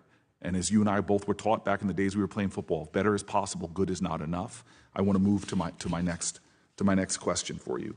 Is the refugee camps, the U.S. main corridor to life-saving assistance, which I said to you I visited, I'm just hoping that we can make sure that we are doing more. And I'll be specific in an example of another area. Despite the escalating humanitarian crisis, the United Nations Humanitarian Air Service is vital. The termination of those flights, makes it likely that all of Chad's aid into Chad will stop and end, and they will have no resources by the end of July. It can take a week to reach Chad's border from the capital via motorcade. And so this is a vital lifeline that we were supporting. During the rainy season, you can't make that trip by road at all. And I know, again, that you know this. Why was the award terminated for these flights? It is, to me, this is just very plain. This is the lifeline. And it was denied a waiver, which we reached out for. It's just, again, a very plain way that we could save lives. And I'm not sure if it's just because it had the UN in the title, but can we get a resumption of these flights that will literally save lives by getting resources? I think the answer to your question is that while you were talking about a mode of transport versus the actual aid, and I understand how important that is, then the question is which what percentage of responsibility the United States should bear in comparison to other countries that have capability and are actually closer to the problem. So there's a broader issue here, and that is there does come a point at which we have to understand that the United States, there's great causes all over the world. And I'm not speaking specifically about the flight because I owe you a specific answer on that question. I don't recall that waiver. I don't recall the denial. Marco, that's all. Excuse me, Mr. Secretary, that's all I'm looking for. But all I want you to understand is that not every program we've ever funded is going to be funded in the future because we have to balance these things. Mr. Secretary, I am aware of that. I just want an answer. I mean, this is like Schindler's List. Doing a little more saves lives. And I know we are more capable than we are right now. And I'm asking for that answer. I'll get you the answer on the flights. And the flights and some of the other things I mentioned. And I'm happy to work with you on the special envoy. There are people on both sides that are willing to do that. And I'll say in conclusion, because I'm over, but other people did, I do not want to lecture you, especially because I know I've had enough conversations that I know your moral core. But what my colleague brought up very passionately about the Afrikaners, I want you to know as a person that talks to countries and leaders like you do all over Africa, they are already seeing us not prioritizing ambassadors. They see embassies being closed. But the torrent I got on the Afrikaners reminded me of the torrent I got from African leaders when the president called those countries like those in Africa shithole countries. The anguish and the anger and the disappointment and the feeling of double standards. So just from a diplomatic range, where we're in a competition in many ways on that continent that you and I talked in your confirmation hearings about the profound moral urgencies, economic opportunity, security mandates, the cooperations with these countries. We have got to do a better job, in my opinion, and I've worked with you on these issues when you were a senator, diplomatically in prioritizing these issues. And I will partner with you in any way possible to make sure that we are addressing what I believe is a diplomatic shortfall right now in advancing American interests on the continent. If I might just real quick, we haven't closed any embassies, so I think people are responding to like articles talking about the potential for embassy closures and things of that nature, but we haven't closed any embassies. And we have been engaged. Listen, Africa, to me, is one of the priorities that I've set for us in terms of our global view because of the opportunities, because of the youth of the continent, because of explosive growth that we're going to foresee. And as an example of it, one of the things we prioritized, which a lot of people thought was intractable, was trying to reach a peace agreement between the DRC and Rwanda. Now, it's not done, but we brought them both here to Washington, D.C. about a month ago. They signed a memorandum of understanding. The negotiations are moving forward. They're actually moving forward very well. Our hope is to arrive at a peace deal there that ultimately ends what was turning out to be a very brutal and difficult conflict. So I take your point on Sudan and the need for an envoy. We would love to find the right person to handle that portfolio because it has to be the right person. And we have played a supportive role. For example, the UK, about a month and a half ago, led a Sudan summit in London for a day, where a lot of other countries, when we sent someone, we've offered to be helpful and work with them on it. But a lot of other countries either didn't make commitments or didn't live up to the commitments. The summit sort of was a minor disappointment because while everyone talks a big game around the world about it, they're not stepping up. But I take your point. I'll get you your answer on the flights because I'm not aware of that specific waiver. And on the envoy, we'd love to work with you to find the right person. And the ambassadors and other things I'll reach out to your office on. Senator Cornyn. Thank you, Mr. Secretary. I'm proud of my vote for you. To confirm you as Secretary of State. We all know you well, having worked with you for many years. We know of your the qualities that you bring to this job, and I think you're exactly the right person for this job in a very dangerous and turbulent world. When I look at what you and the administration has done it's May the 20th. January the 20th, President Trump was sworn into office, but just a few of the things that have happened during that time, obviously the critical minerals deal in Ukraine, the Pakistani-Indian conflict, which could have resulted in a nuclear conflict between two nuclear-armed countries, things back closer to where I live, the Mexican water deal that was negotiated with Mexico. I'm frankly amazed at your stamina and what you've and the administration have been able to do in a short period of time. And listening to some of the criticism that I've heard this morning, it reminded me of a quote from NFL quarterback Aaron Rodgers talking about dealing with criticism, things he wished he had known when he was younger. And he said, never listen to criticism from somebody that you never would have taken advice from in the first place. But let me ask you specifically about two issues. One has to do with Ukraine and peace negotiations. I applaud you and the administration, and particularly President Trump, for initiating these negotiations between Ukraine and Russia and try to bring a peace, or at least a ceasefire, between these warring countries. This is enormously dangerous, as you know better than most, because it could easily spill over into the rest of Europe, result in NATO becoming involved and the like.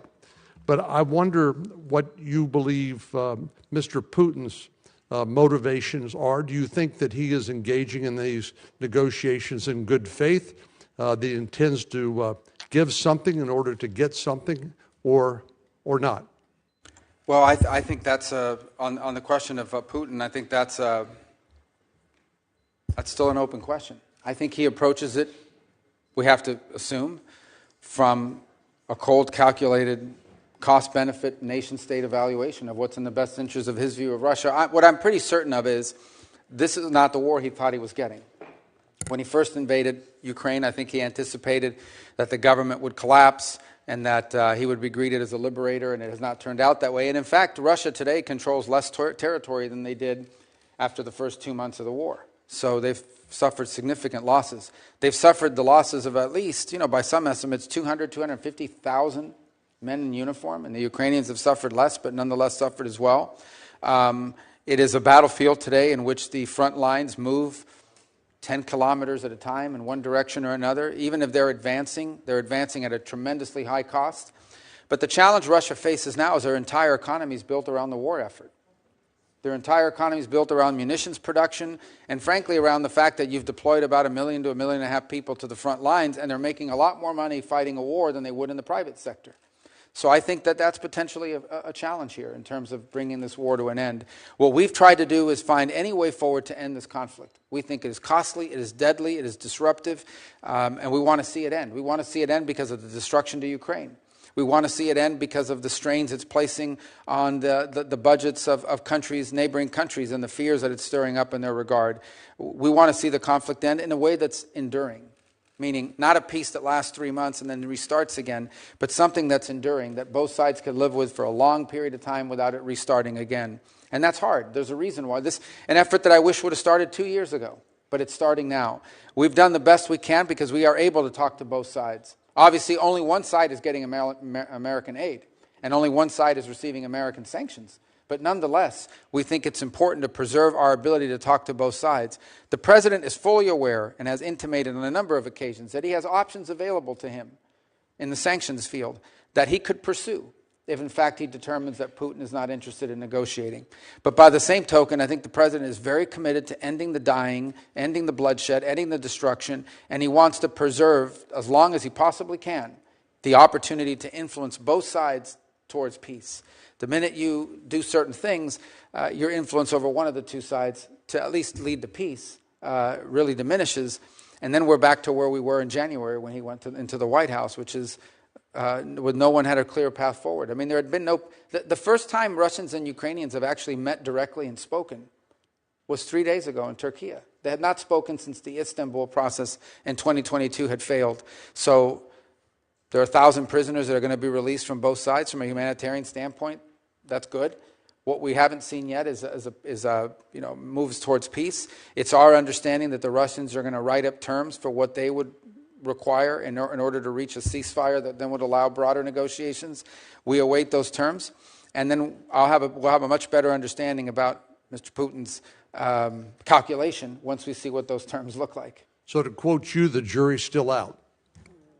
These are complex conflicts, obviously, that are difficult to bring to bear, and there are a lot of other things playing at stake. But I do think that whatever offer Russia puts on the table, if in fact they do, as they said they were going to do, they put an offer on the table and say, if this happens, we agree to a ceasefire and further negotiations, I think that offer will tell us a lot about their intent here in the short term. Well, I applaud your and President Trump's efforts to try to bring a ceasefire and hopefully a peaceful outcome to this terrible bloodshed, which has devastated both sides, the Ukrainians and the Russian people. Since you wear multiple hats, including as the archivist and Secretary of State, one of those that you wear is as National Security Advisor, and I want to talk a little bit about the Indo-Pacific and the threat that we face from a potential conflict there. I am delighted to hear President Trump repeatedly say he believes in peace through strength. And I think that is exactly right. I think that's exactly the right approach. But I worry that the United States and our allies are not ready for what could be a conflict initiated by President Xi as early as 2027, when he's instructed the People's Liberation Army to be ready to take Taiwan. General Douglas MacArthur said these words which sort of haunt me in this connection. He said, "The history of failure in war is almost always to be summed up in two words: too late. Too late in comprehending the deadly purpose of a potential enemy, too late in realizing the mortal danger, too late in preparedness, too late in uniting all possible forces for resistance." I don't believe we are ready at this point, but can you share with us your view and the administration's view of what we need to do in order to establish that deterrence that comes from peace through strength in the Indo-Pacific? Yeah, in the most simplistic terms, we have to make the benefit of a Taiwan event for China, we have to make the benefit of it less than the costs. In essence, it has to cost more than what it's worth in order to do something like that, and deterrence is the key to that regard. And I think deterrence obviously begins with Taiwan's own self-defense capabilities. And the harder they are to take militarily, the more time I think they buy for themselves in that regard. I think it continues by having a credible regional deterrent, not just the United States, but Japan and other allied countries around the world, and an increased interest in the Indo-Pacific, by the way, from our European allies. I was at the NATO Foreign Ministers gathering over the last week in Turkey, and multiple member states raised their concerns about the Indo-Pacific and what it would mean for the European continent if there were a conflict there. So I think that also underpins why it's important. We have to understand that any time there's a conflict in the Middle East or a conflict in Europe or what have you, that we have to dedicate resources and time to that. That's time and resources that we're not dedicating to the Indo-Pacific. We would like to be able to do all things everywhere, but the fact of the matter is there are finite resources and there's only 24 hours in every day. And so it would be of great benefit if we were able to conclude the war in Ukraine and with Russia and Ukraine, if we were able to establish some stability and peace in the Middle East. If we were able to deal with these issues, it would allow us to focus more time, energy, and frankly, resources on some of the challenges we face in the long term with regard to the Indo-Pacific and other parts of the world, but particularly the Indo-Pacific. Thank you, Senator. Senator Cruz. Thank you, Mr. Chairman. Welcome back. When you were last testifying before this committee, you and I talked about water in South Texas, and we talked about the 1944 Water Treaty. As you know well, South Texas has, for the last 4 years, faced a severe drought, and that drought has been substantially exacerbated by the conduct of the government of Mexico, and in particular, its repeated and flagrant violations of the 1944 Water Treaty. Under that treaty, Mexico is obligated to provide 350,000 acre-feet of water each year to South Texas. Mexico was breaking that treaty, and there were 1.3 million acre-feet of water in arrears. As a consequence, South Texas is facing a massive drought. South Texas farmers are putting out of production up to half their acreage. They're laying off workers. Last year, the only sugar mill in the state of Texas closed because sugar farmers could not get the water to grow their crop. And you committed at that hearing to work with me and assist in pressuring Mexico to comply with that treaty. In the months since then, you have followed through on that commitment. You have leaned in vigorously with the government of Mexico. Your deputy, Chris Landau, has done the same thing. Agriculture Secretary Brooke Rollins has done the same thing. And then critically, President Trump put out a public statement on Truth Social making clear to Mexico that there would be serious consequences, sanctions and tariffs if they did not comply with the water treaty. I will say, as a result of the President's leadership and your hard work, we've had a major victory for South Texas, and Mexico has committed to providing 400,000 acre-feet of water, which is desperately needed. So I want to just start by saying thank you.